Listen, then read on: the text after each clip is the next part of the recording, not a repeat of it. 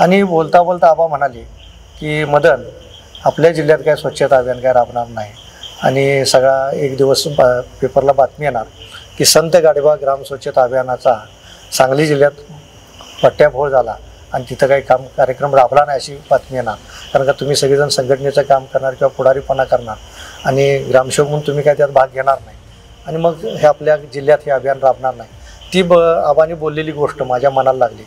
तुकाराम दुसऱ्याच्या घरात जन्माला येण्यापेक्षा आपणच का होऊ नये अशा भावनेनं, आपल्याकडेच आपल्या घरात का असू नये अशा भावनेनं मी ते काम हातात घेतलं.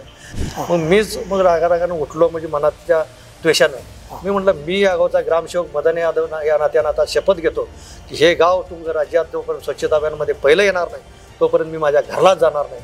अशा प्रकारे शपथ ग्रामसभेमध्ये घेतली.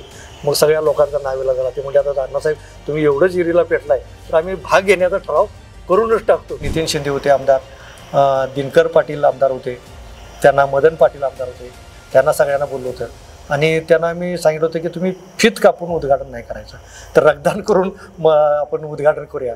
तर ते तिन्ही आमदार महोदयांनी रक्तदान करून सुरुवात केली. नमस्कार, मी दत्तकुमार खंडागळे, तुम्ही बघताय वज्रधारी न्यूज. आज आपल्यासोबत एक विशेष अतिथी आहेत ज्यांचं संत गाडगेबाबा स्वच्छता अभियानात प्रचंड मोठं काम आणि महाराष्ट्राच्या त्या अभियानाला दिशा देणारं काम असे पाहुणे आज आपल्यासोबत आहेत. तुंग गाव ज्यांनी महाराष्ट्रभर नेलं, तुंग गावात ज्यांनी उत्तुंग कामगिरी केली ते तत्कालीन तुंग गावचे ग्रामसेवक आणि आजचे मिरजेचे विस्तार अधिकारी मदन यादव साहेब आज आपल्यासोबत आहेत. साहेब नमस्कार. नमस्कार. वज्रधारीच्या प्रेक्षकांच्या आज आपण गप्पा मारणार आहोत. तुमचा जो सगळा प्रवास आहे, तुम्ही जे स्वच्छता अभियानात काम केलं, जे दिशादर्शक काम केलं, ते आपल्या वज्रधारीच्या प्रेक्षकांना माहिती पडण्यासाठी किंवा ते अभियान काय होतं, अभियानाचं स्वरूप काय होतं हे लोकांना समजावं या हेतून आज आपण गप्पा मारणार आहोत. वज्रधारीच्या स्टुडिओत तुमचं स्वागत. धन्यवाद. सर्वप्रथम तुम्हाला मी पहिला प्रश्न विचारतो. संत गाडगेबाबा स्वच्छता अभियानाची सुरुवात तुंग गावात कशी झाली?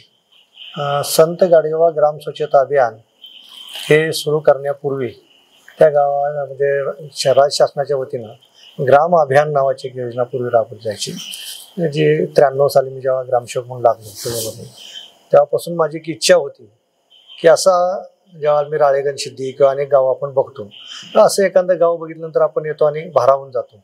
तसं मी त्यावेळेला अण्णा हजारेंचं राळेगण सिद्धी बघितलं होतं आणि भारावून गेलो होतो आणि मी ग्रामसेवक म्हणून सर्व्हिसला लागलो.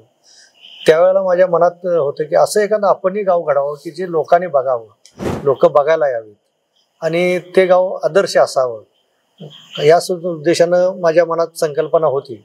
आणि संत गाडगेबाबा ग्राम स्वच्छता अभियानाचा GR ज्यावेळेला आला 2000 साली, आबा त्यावेळेचे ग्रामीण विकास मंत्री आणि त्यांच्या संकल्पनेतून सुधीर ठाकरे त्यावेळेचे आमचे पाणीपुरवठे उपसचिव होते, चंद्रकांत दळवी त्यावेळेचे आबांची पे होते, या सगळ्यांच्या संकल्पनेतून हा जो कार्यक्रम डिझाईन झाला त्याचा GRचं मी बारकाईनं अभ्यास केला होता म्हणजे अभियान सुरू करण्यापूर्वी. आणि त्यानंतर माझ्या मनात आलं की आपण असं गाव या अभियानाच्या माध्यमातून घडवू शकतो, गावाला एक दिशा देऊ शकतो आणि त्या माध्यमातून आदर्श गाव घडवू शकतो किंवा या सगळ्या विकासाच्या ज्या संकल्पना आहेत शेवटी ग्रामीण विकासामध्ये ग्रामसेवक म्हणून काम करत असताना की आपण काहीतरी वेगळं घडवलं पाहिजे.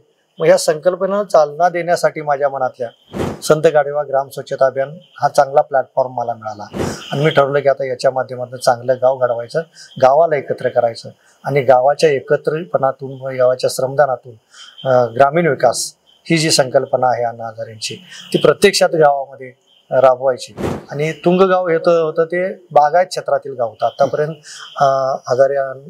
अण्णासाहेब हजारे यांनी जे काम केलं होतं ते ग्रामीण भागामधल्या ड्राय एरियामध्ये म्हणजे दुष्काळ क्षेत्रामध्ये पाणी आहे क्षेत्रामध्ये, परंतु हा तुंगाचा जो भाग होता आमचा हा बागायत क्षेत्रातील एक वेगळा पॅटर्न स्वच्छता अभियानाच्या माध्यमातून ग्रामीण विकासाचा हा महाराष्ट्रासमोर आणि देशासमोर मांडावा हा माझ्यासमोर एक संकल्प होता माझ्या मनामध्ये आणि तो ह्या स्वच्छता अभियानाच्या माध्यमातून मला करण्याची संधी मिळाली आणि मग 2000 साली या अभियानाला मी सुरुवात केली. तत्पूर्वी तुम्ही ग्रामसेवक संघटनेचे जिल्हाध्यक्ष होता, संघटनेच काम करत होता, संघटनेची मोठी जबाबदारी तुमच्यावर होती. संघटनेचं काम सोडून तुम्हाला यात उतरला असं माझ्या माहितीप्रमाणे? तसं मी ग्राम स्वच्छता अभियान राबवण्यापूर्वी 93 साली ग्रामसेवक म्हणून लागलो. त्यानंतर लगेचच मला ग्रामसेवक संघटनेचे तालुका सचिव, तालुका अध्यक्ष असं मी जबाबदारी स्वीकारली. आमचे गुरु म्हणून तत्कालीन ग्रामसेवक होते मित्र आमचे, त्यांच्या माध्यमातून आम्ही सुरुवातीला काम केलं.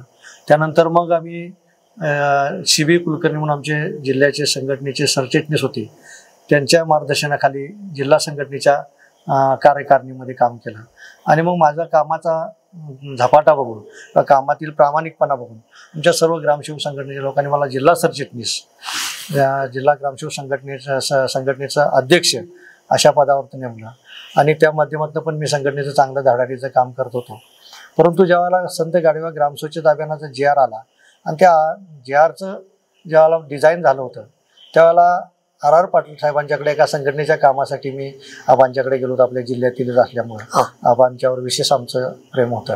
आणि आबांना आम्ही ग्रामीण विकास मंत्री म्हणून आमच्या संघटनेच्या काही मागण्या घेऊन गेलो होतो. आणि बोलता बोलता आबा म्हणाले की मदन, आपल्या जिल्ह्यात काय स्वच्छता अभियान काय राबणार नाही. आणि सगळा एक दिवस पेपरला बातमी येणार की संत गाडगेबाबा ग्राम स्वच्छता अभियानाचा सांगली जिल्ह्यात पट्ट्याफोड झाला आणि तिथं काही कार्यक्रम राबला नाही अशी बातमी येणार. कारण का तुम्ही सगळेजण संघटनेचं काम करणार किंवा पुढारीपणा करणार आणि ग्रामसेवक म्हणून तुम्ही काय त्यात भाग घेणार नाही आणि मग हे आपल्या जिल्ह्यात हे अभियान राबणार नाही. ती आबांनी बोललेली गोष्ट माझ्या मनाला लागली. आणि आल्यानंतर मी आमच्या संघटनेची मीटिंग घेतली, जिल्हा संघटनेची, आणि त्यामध्ये ठरवूनच मी त्या संत गाडगेबाबा ग्राम स्वच्छता अभियान राबवायचा निश्चय केलेला होता अगोदरच. त्यासाठी मला मोकळं व्हायचं त्या संघटनेच्या पदाने, हे दोन्ही कामं करता येणार नाही म्हणून मी जिल्हा संघटनेच्या अध्यक्षपदाचा राजीनामा, 1 वर्ष मी अध्यक्ष होतो, 2 वर्ष सरचिटणीस होतो, तो राजीनामा मी दिला. आणि संत गाडगेबाबा ग्राम स्वच्छता अभियानासाठी मी स्वतःला संघटनेच्या पदातून मुक्त करून घेतलं आणि त्या कामामध्ये मला वाहून घ्यायचं होतं म्हणून मी संघटनेच्या पदाचा राजीनामा दिला. म्हणजे अण्णा हजारेंच्या प्रेरणेनं आणि आबांचे जे वक्तव्य, त्यांचं जे बोलणं ते तुमच्या मनाला लागलं आणि त्यातून प्रेरणा घेऊन तुम्ही या कामाची सुरुवात केली. पण तुंग या गावात तुम्ही ज्यावेळेस सुरुवात केली, तुम्ही पहिल्यांदाच तुंग जॉईन केलं. मग तिथं अनेक राजकीय गट होते, राजकीय वाद होते. अनेक गावात म्हणजे असं महाराष्ट्रातले असे अनेक गाव आहेत की राजकीय वितंडवादात तिथं कामच झालं नाही किंवा कुणाला काम करता आलं नाही. अनेकांनी प्रयत्न केले पण तिथं काम करू शकले नाहीत. मग तुंग गावात पण राजकीय मतभेद होते, राजकीय गटतट होते. मग असं असताना तुम्ही तिथं कसा मार्ग काढला आणि काम सुरू कसं केलं? संत गाडगेबाबा ग्राम स्वच्छता अभियानाचा GR वाचल्यानंतर मी तुंगमध्ये निश्चय करूनच कामाला सुरुवात केली होती. आणि बऱ्याच वेळाला काय होतं की संत गाडगेबाबा ग्राम स्वच्छता अभियानाशिवाय कोणतंही काम असू नये तर ते काम कुणीतरी करावं असे प्रत्येकाची इच्छा असते. म्हणून मी ठरवलं की कुणीतरी नाही तर आपणच मनावर घ्यायचं आणि सगळ्या गावातल्या लोकांना एकत्र घेऊन हे काम करायचं. म्हणजे तुकाराम दुसऱ्याच्या घरात जन्माला येण्यापेक्षा आपणच का होऊ नये अशा भावनेनं, आपल्याकडेच आपल्या घरात का असू नये अशा भावनेनं मी ते काम हातात घेतलं. आणि मग गावात तिथं मग त्याला म्हणतो तिथं पार्ट्या असतात, राजकारण असतं, आणि हे काही कुणाला चुकलेलं नाही. तुंगमध्ये सुद्धा आम्ही काम करत असताना त्या ठिकाणी आम्ही जेव्हा संत गाडगेबाबा ग्राम स्वच्छता अभियान करायचं ठरवलं त्याच वर्षी आमच्या गावात निवडणूक झाली होती. आणि निवडणुकीमध्ये ग्रामपंचायतीच्या 13 सदस्यामध्ये 5 गटामध्ये ग्रामपंचायत विभागली होती. 13 सदस्यामध्ये 5 गट, त्यामध्ये 3 आणि 3, 6 2 गटाची एकत्र आली होती. दुसऱ्या बाजूला 3 आणि 3, 6 एकत्र आली. आणि एक शालन हरदास कापशे नावाच्या आमच्या महिला होत्या, त्या निवडून आल्या होत्या अपक्ष म्हणून. आणि त्यांना शिवसेनेनं पाठिंबा दिला होता, नितीन शिंदे तेव्हाचे आमदार त्यांनी. आणि त्या म्हटल्या मला कोण सरपंच करेल तिकडे जाणार. आणि अशा विपरीत परिस्थितीमध्ये त्या गावात स्वच्छता अभियान राबवायचं होतं. पण मला त्या गावाचा 6-7 वर्ष मी अभ्यास केला होता आणि ठरवलं की या सगळ्या लोकांना, जसं आपण एखाद्या मंदिरामध्ये जातो त्या मंदिरात जातो त्यावेळेला आपण कुठलाही मनात किंवा आपली चपलं जी असतात आपण म्हणतो बाजूला काढून ठेवतो आणि मनामध्ये शुद्ध हेतू ठेवून आपण जसं जातो तसं मी सगळ्या पार्टीच्या एकत्र करून त्यांना विनंती केली की तुमच्या पार्ट्या हे राहणार आहेत, राजकारण राहणार आहे, परंतु गावाचा विकास हा काय सारखा होणार नाही, अशी संधी सारखी मिळणार नाही. तर आपण सर्वांनी गावाच्या विकासासाठी आपल्या राजकारणाची जी बाजू आहे ती थोडीशी बाजूला ग्रामपंचायतीच्या बाहेर ठेवूया. गावामध्ये आलो, ग्रामपंचायतीच्या विकासामध्ये आलो, गावाच्या विकासामध्ये आलो ही सगळी राजकीय जी आपली मतभेद आहेत ते बाजूला ठेवून गावाच्या विकासामध्ये एक होऊया आणि जसं आपण चप्पल बाजूला काढून ठेवतो जवळामध्ये जाताना, तसं ग्रामपंचायत हे मंदिर समजूया, गाव असं मंदिर समजूया आणि गावामध्ये विकासामध्ये सर्व एकत्र येऊया, अशा प्रकारची संकल्पना गावातील लोकांच्या मध्ये समोर मांडली. आणि त्या वेळेचे आमचे सर्व ग्रामपंचायतीचे पदाधिकारी असतील, गावातील सर्व राजकीय मंडळी असतील, त्यांनीही त्या प्रगल्भता दाखवली आणि सर्व लोकांनी एकत्र येण्याचा संकल्प केला. आणि त्यामुळं ग्राम स्वच्छता अभियानाला आम्ही राजकीय परिस्थिती विपरीत असताना सुद्धा सुरुवात करायचं ठरवलं. सुरुवातीला लोकांनी घ्यायचा नाही भाग, आमच्या राजकीय परिस्थितीमुळे असं सुरू होता. परंतु 2 ऑक्टोबरची जी ग्रामसभा होती संत गाडगेबाबा ग्राम स्वच्छता अभियानाची, त्या ग्राम स्वच्छता अभियानाच्या ग्रामसभेपूर्वी मी मनात ठरलं होतं की मला ते गाव किंवा आपल्याला आणायचं आहे आणि करायचं आहे कोणत्याही परिस्थितीमध्ये, आणि ते आदर्शच करायचं आहे गाव, असा मनामध्ये संकल्प होता. आणि त्यामुळे तिथल्या सगळ्या राजकीय लोकांनी पण तेवढा प्रगल्भता दाखवली मला. आणि त्या लोकांनी सगळं तुंगातील लोकांचं फार मोठं योगदान आहे त्याच्यामध्ये, सर्व पार्ट्यांचं त्यामध्ये योगदान आहे, असं कुणालाही दुर्लक्षून चालणार नाही. सर्व गटातटाच्या लोकांच्या मनामध्ये एक चांगुल भाव आहे त्या गावातल्या लोकांच्या मध्ये की गावाच्या विकासामध्ये किंवा सार्वजनिक कामामध्ये राजकीय मतभेद आणायचे नाहीत, हा मोठेपणा त्या गावातील सर्व लोकांच्या मध्ये आहे. तो अभियानाचा तो पहिला दिवस, त्या दिवसाबद्दल काय सांगा? संत गाडगेबाबा ग्राम स्वच्छता अभियानाचा पहिला दिवस 2 ऑक्टोबर 2000. आणि पहिल्या दिवशी मी तर मनापासून निश्चय केला होता. आदल्या दिवशी जातानाच 1 ऑक्टोबरला मी त्या 2 ऑक्टोबरला सकाळी जेव्हा इथनं निघालो तर 1 ऑक्टोबरला मी माझी कपड्याची बॅग वगैरे सगळं तयारी करूनच गेलो, मानसिकचा मनाचा हिया करून की आपणाला त्या गावात मुक्काम ठोकायचा आहे आणि त्या गावात स्वच्छता अभियान राबवायचं आहे. त्यासाठी कपडे वगैरे सगळे घेऊन थोडेफार 2-4 ड्रेस त्यावेळेचे गेलो. आणि ग्रामसभेला सुरुवात झाली सर्वसाधारण 11 वाजता.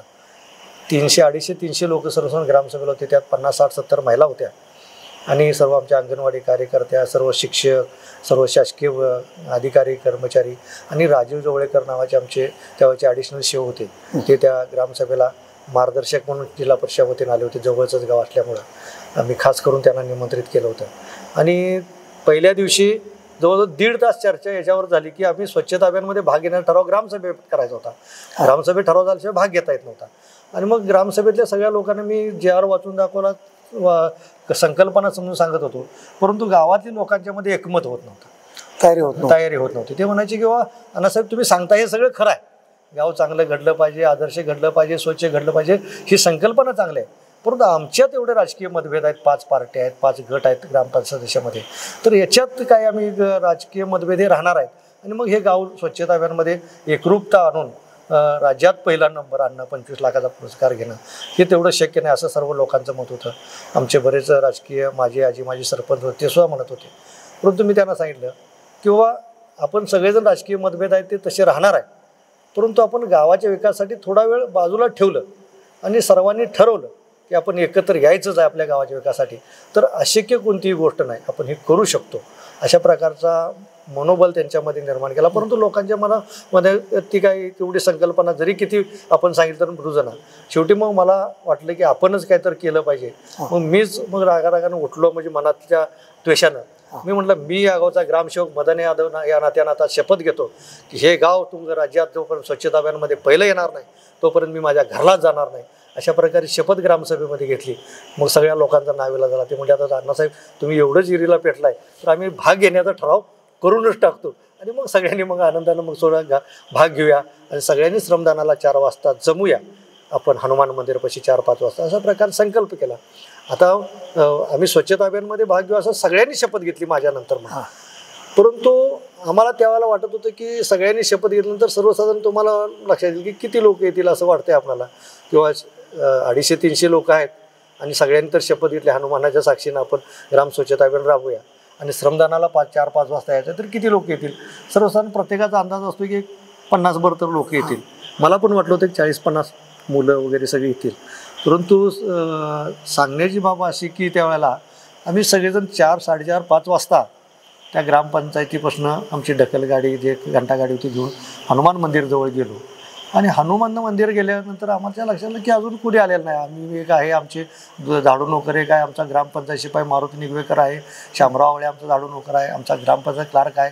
आणि मग आम्ही आमच्या अंगणवाडीचे 1-2 कार्यकर्ते आल्या, आमचे माझे सरपंच एक महादेव नलवडे ते आले, विनोद पाटोळे आले. परंतु 5-7 लोक आम्ही जाऊन ते पुढं कोण माणसंच येणार, आम्ही जवळ अर्धा तास वाट बघितला कोण येणार. मग महादेव नलवडे आमचे जे माजी सरपंच होते म्हणजे अण्णासाहेब आम्ही काय ते हनुमान जागृती व्यवस्था नाही, आम्ही काय नारळ अभियानाचं काय फोडणार नाही. तेव्हा मी म्हणलं मग असं करूया, आपण खराट्याला नारळ फोडूया गाडगेबाबांच्या नावानं, आणि खराट्याला नारळ फोडून आपण अशी शपथ घेऊया. आता गाव किती येईल मला माहीत नाही, परंतु आपण सगळ्यांनी शपथ घेतल्या, मी तर काही गावाला जाणार नाही, तर आपण किमान एक 2-2.5 तास गावाच्या विकासासाठी, आपणाला कोण गाडगेबाबा म्हणू दे, चिंध्यापीर म्हणू दे, काय म्हणायचे म्हणू दे, आपण तर प्रामाणिकपणे 2-3 तास काम करूया. मग सगळेजण आमची जे सगळी जमलेली 5-6 मंडळी होती, आणि त्यामुळे मी एक कोटेशन सांगितलं की आपण किती मुस्लिम माणसं, आमचे कर्मचारी सोडून 7च माणसं आम्ही जमलो होतो, सगळे मिळून 7. आणि 7 माणसाच्या वर 8वा माणूसच आला नाही, एक अर्धा तास वेळ. मग म्हणलं सगळ्या जमलेल्या आमच्या 7 माणसांना म्हणलं माझ्या सकट किंवा आपण 7 जण आहे म्हणलं, 8वा माणूस आला का नाही, 7 चांगली लाभणार आहे अभियानाला.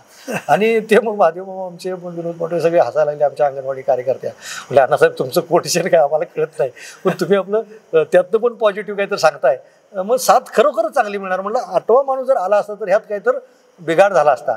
तर भगवंताची कृपा आपल्यावर आहे, गाडगेबाबांचे आपणाला आशीर्वाद आहेत, आणि 100% आपल्या अभियानाला यश येणार. तुम्ही अजिबात काळजी करू नका, आपण 2 तास काम करायला सुरुवात करूया. गाडगेबाबांच्या नावाने खराट्याला नारळ फोडला, पायरीवर नारळ फोडला, देवाच्या मंदिरात गेलो ना आम्ही, आणि हातात खराटा घेतला, आणि ठरवलं की आता 2 तास मागं बघायचं नाही. तेव्हा हनुमान मंदिरचा परिसर सगळा, तिथं काही डांबरीकरण वगैरे झालेलं नव्हतं, माती सगळी होती. आणि मग आम्ही ते लोटायला सुरुवात केली सगळे आमच्याबरोबर 5-7 लोक, हे आमचे अंगणवाडी कार्यकर्त्या, विनोद पाटोळे असतील, आमचे काही महादेव मामा असतील, मारुती निगुगर आमचा शिपाई असेल, आणि अंगणवाडीच्या कार्यकर्ते सगळे म्हणून आम्ही कामाला सुरुवात केली. माझे सरपंच, आमचे त्यावेळेचे सरपंच चालन कापशी मॅडम होत्या, त्या होणार त्या आल्या. आणि मग जवळजवळ 1.5 तास आम्ही फिरत म्हणजे श्रमदान करत होतो. सगळा परिसर गाडगेबाबा स्वच्छता अभियानाच्या माध्यमातून आम्ही स्वच्छ करायला ठरवलं होतं. आणि हनुमान मंदिरचा परिसर जो आहे तो सगळा चकाचक करत आणला. 1.5 तास झाला, आम्ही घाम्याघूम झालतो अक्षरशः, कारण श्रमाची एवढी सवय नव्हती सर्व्हिस लागल्यापासून. आणि मग काही मुलं आमच्या गावातली निरनिळ्या मंडळांची, का तिथे गडतट होते, कुठला मंडळ आलाय का, कुठल्या बाजूची पार्टीची लोक आल्यात का, मग यासाठी गाडीवरून घिरट्या घालून एक 5-6 पोरं प्रत्येक पार्टीची जात होती. आणि त्यांच्या लक्षात होती की ही ग्रामपंचायतीची जी 5-7 लोक आहेत, आणि ही लोक सगळेजण चांगल्या प्रमाणे काम करायला लागतात. तिथं म्हातारी माणसं काही पारावर बसली होती आमची, बघत होती. आणि ती म्हणली बाबा रे, खरंच तुम्हाला भाग्य, म्हणजे आशीर्वाद हनुमानाचा लाभणार. म्हणले एवढा परिसर स्वच्छ कधीच झाला नव्हता, हनुमान मंदिरचा यात्रेला सुद्धा झाला नव्हता, तेवढा तुम्ही स्वच्छ करत आणलाय. आणि तू बघता बघता आम्ही 1.5-2 तासात सर्व परिसर स्वच्छ करत आणला. आणि त्यावेळेला मग आमची जी बघायला येणारी मुलं होती, गाडीवरून फिरून जाणारी, ते हनुमान व्यायाम मंडळाची मुलं असतील, आमच्या बिरो व्यायाम मंडळाची मुलं असतील, त्यांना वाईट वाटायला लागले किंवा हे ग्रामसेवक घाम्याघूम वस्तूर, हे 2-4 माणसं घाम्याघूम वस्तूर गावाची काम करायला लागल्यात, आणि आपण एवढी तरुण पोरं असताना नुसतं गाडीवरून गिरट्या मारायला लावली. आणि त्याचनी मनापासून काहीतरी वाटलं असेल असं म्हणून मी, किंवा भगवंताची त्यांना मनाला भिडला असेल आम्ही केलेलं काम, श्रम, आणि गाडगेबाबांची खरोखरच कृपा असेल. आणि त्या नंतर एक अर्ध्या तासात, 2 तासाच्या आमच्या श्रमदानानंतर त्यांच्या मनामध्ये परिवर्तन झालं. आणि एक 50 बरोबर 25-30 पोरं एका मंडळाची आली बघून दुसऱ्या मंडळाची आली, अशी 50 बरोबर पोरं जमली. मग आमच्या त्यावेळेचे संत गाडगेबाबा ग्रामसभा पहिल्याच दिवशी, आणि ते 2 तासानंतर परत रात्री 7 ते 8 आम्ही श्रमदान करत होतो. 8 नंतर 9 वाजेपर्यंत 1 तास सगळ्या त्या 50 मुलांच्या माध्यमातून आम्ही, आमच्या तिथल्या दिनकर डांगे आमचे स्वच्छता अभियान कमिटीचे अध्यक्ष, तिने एक ट्रॅक्टर आणला तिथल्या मुलांनी, आमचे सचिन डांगे वगैरे सगळ्यांनी, आणि ती सगळी घाण भरली आम्ही. आणि सगळी घाण भरून तिथले आड एक होता जुना, त्या आडात मुजवायचा म्हणून त्यात ओतली. आणि सगळा परिसर संध्याकाळी 9 वाजता अतिशय चकाचक असा, ज्याचं म्हणजे जेवायला बसता येईल असा इतका सुंदर असा परिसर त्या मुलांनी सगळ्या दगडं काचा सगळ्या लुटून काढलं, तिथलं प्लॅस्टिक काढलं, तिथल्या सगळ्या परिसरातलं गवत काढलं, आणि स्वच्छ अतिशय प्रशस्त असा आवार तिथला सगळा स्वच्छ केला. त्या तिथे छत्रपती शिवाजी महाराजांचा अश्वारूढ पुतळा आहे, त्याच्या परिसर तिथला होता, तो परिसर सगळा स्वच्छ केला. आणि बघता बघता संध्याकाळी 9 वाजता आम्हाला चेतना आली, जीव आला आमच्या जीवात. आणि म्हणलं आता ही काय अभियान बंद पडणार नाही. आणि मग सगळ्या 9 वाजता आम्ही चेतना सभा घेतली, रात्री 9:30 वाजता. आणि मग मुलांना परत आम्ही प्रबोधन केलं की बाबा रे, मी तर आता घरला जाणार नाही, आणि आपल्या गावचं स्वच्छता अभियान ह्यात तुमच्या जागृत हनुमानाच्या आशीर्वादानं आपण बंद पडून देणार. मी तुम्हाला 1 मिनिट थांबवतो, परत तो विषय कंटिन्यू करा. घरला जाणार नाही म्हणजे त्या दिवशी की कसं? नाही, माझं विचार होता की जोपर्यंत राज्यात गाव हे येणार नाही तोपर्यंत मी घरला जाणार नाही. म्हणजे माझं गाव त्यावेळेला मी राहायला आष्ट्याला होतो, माझं तसं गाव वाळवामध्ये आहेरवाडी जन्मगाव, पण राहायला मुलांच्या शिक्षणासाठी मी आष्ट्यात आलो होतो, आमच्या मामांच्या घरात राहत होतो मी त्यावेळेला भाड्यानं. आणि मी ठरवलं होतं की आता 8 किलोमीटर जे माझं गाव आहे हां तिकडं आष्ट्याला जायचंच नाही जायचंच नाही. आणि इथंच राहून इथंच काम करायचं. कारण का शपथ घेऊन जोपर्यंत आपण काम करणार नाही, एखादी जिद्द घेऊन काम करणार नाही, कारण का अशा अनेक खोट्या सप्ता लोक घेतात आणि तात्पुरतं त्यात मग परिस्थिती बदलली की शपथ मोडतात. पण माझे दृढ निश्चय झाला होता की काहीही हो, ह्या गावातनं आपण घरी जायचं नाही. आणि मग त्या सगळ्या लोकांच्या मध्ये मी तिथं मुक्काम केल्यामुळं एक ऊर्जा निर्माण झाली किंवा ग्रामसेवक आपल्या गावासाठी इथं थांबलाय तर आपण निदान 1-2-3 तास तरी श्रमदानाला लिहूया. कारण ते बागायत क्षेत्रातले गाव तुंग म्हणजे 5,500 लोकसंख्या त्यावेळेला होती. आणि त्यावेळेला राज्यात जेवढी गावांनी संत गाडगेबाबा ग्राम स्वच्छता अभियानामध्ये भाग घेतला होता त्यामधलं सगळ्यात मोठ्या लोकसंख्येचं गाव एकमेव तुंग होतं की जे 5,000 लोकसंख्येच्या पेक्षा जास्त लोकसंख्येचं होतं. आणि त्या वर्षी पहिलाच वर्ष होतं त्या अभियानाचं.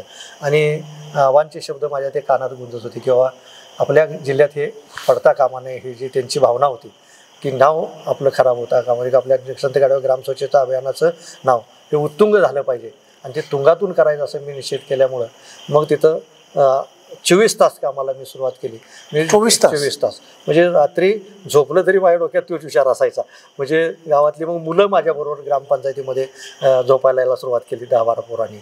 मग आमच्याबरोबर अशी आम्ही ग्रामपंचायतीच्या जुनी ग्रामपंचायत होती आमची त्यावेळेला मोठा जमखाना टाकायचा आणि मग 10-15 पोरं आम्ही जमायचं आणि झोपायचं. मग आमच्या लक्षात आलं की नुसतं श्रमदान करून चालणार तर लोकांच्यामध्ये जागृती केली पाहिजे, त्यांना लोकांना चेतवलं पाहिजे, त्यांच्या मनामध्ये ही गोष्ट भरवली पाहिजे. आणि लोकांचा जोपर्यंत सहभाग याच्यामध्ये वाढणार नाही तोपर्यंत स्वच्छता अभियान यशस्वी होणार नाही. आणि आपल्याला कालावधी 2-3 महिन्याचा आहे. कारण का जे तालुक्यातली स्पर्धा आहे, परत जिल्ह्याची स्पर्धा आहे, परत राज्याची विभागाची स्पर्धा आहे आणि राज्यात परत आपल्याला अभियान आणायचं आहे. तर 3-4 महिन्यात जो कालावधी जाईल आणि एवढ्या कमी वेळात गावाच्या विकासामध्ये 50 वर्षात जे काम झालं नाही ते फक्त 3 ते 4 महिन्याच्या शॉर्ट पिरियडमध्ये करायचं आहे. आणि ते पण लोकांच्या सहभागातून करायचं आहे, शासनाच्या कुठल्या निधीतून नाही करायचं. तर हा जो संकल्पना आहे तो लोकांच्या सहभागाशिवाय लोकांच्या म्हणजे जो पण चेतना निर्माण होणार आहे. माझ्या लक्षात असं आलं की आपण समजा ठरवलं एखादी गोष्ट एकट्यानं करायची तर त्याला वेळ लागतो, परंतु सगळं गाव स्वच्छ करायला 1 तास सुद्धा पुरेसा आहे हे माझ्या लक्षात आलं. तर सर्व गावातील 100% माणसांनी 1 तास श्रम केंद्रातून आपल्या घराचा परिसर स्वच्छ केला तर सारं गाव 1 तासात सुद्धा स्वच्छ होऊ शकतं. अशा प्रकारची संकल्पना लोकांच्या समोर मांडायला सुरुवात केली. आणि मग आमच्या इथं शाहिरी पथक होतं. आपण तिकडं तेव्हा तुमच्या चेतना सभा किंवा प्रबोधन तुम्ही जे केलं त्याकडे आपण वळूया. पण तत्पूर्वी तुम्ही जी शपथ घेतली म्हणजे राज्यात जोपर्यंत गाव येत नाही तुम्ही झपाटला होता, तुंग हे गाव राज्यात आलंच पाहिजे ह्या ध्येयानं तुम्ही झपाटलेला होता. तुम्ही किती काळ घरी गेला नव्हता? माझ्या माहितीप्रमाणे तुम्ही दिवाळीला पण घरी गेला नाही. त्या सर्वसाधारण त्या कालावधीमध्ये जवळजवळ 3.5-4 महिने तरी 4 महिन्याचा कालावधी असेल अंदाजे घरी गेलो नाही. आणि त्यावेळेला माझी मंडळीच मला भेटायला 1-2 वेळा माझ्या तुंगला आली होती असं आठवतंय मला. आणि त्या दरम्यानच्या काळात अनेक सण समारंभ यायचे. तेव्हा दिवाळीमध्ये झाली.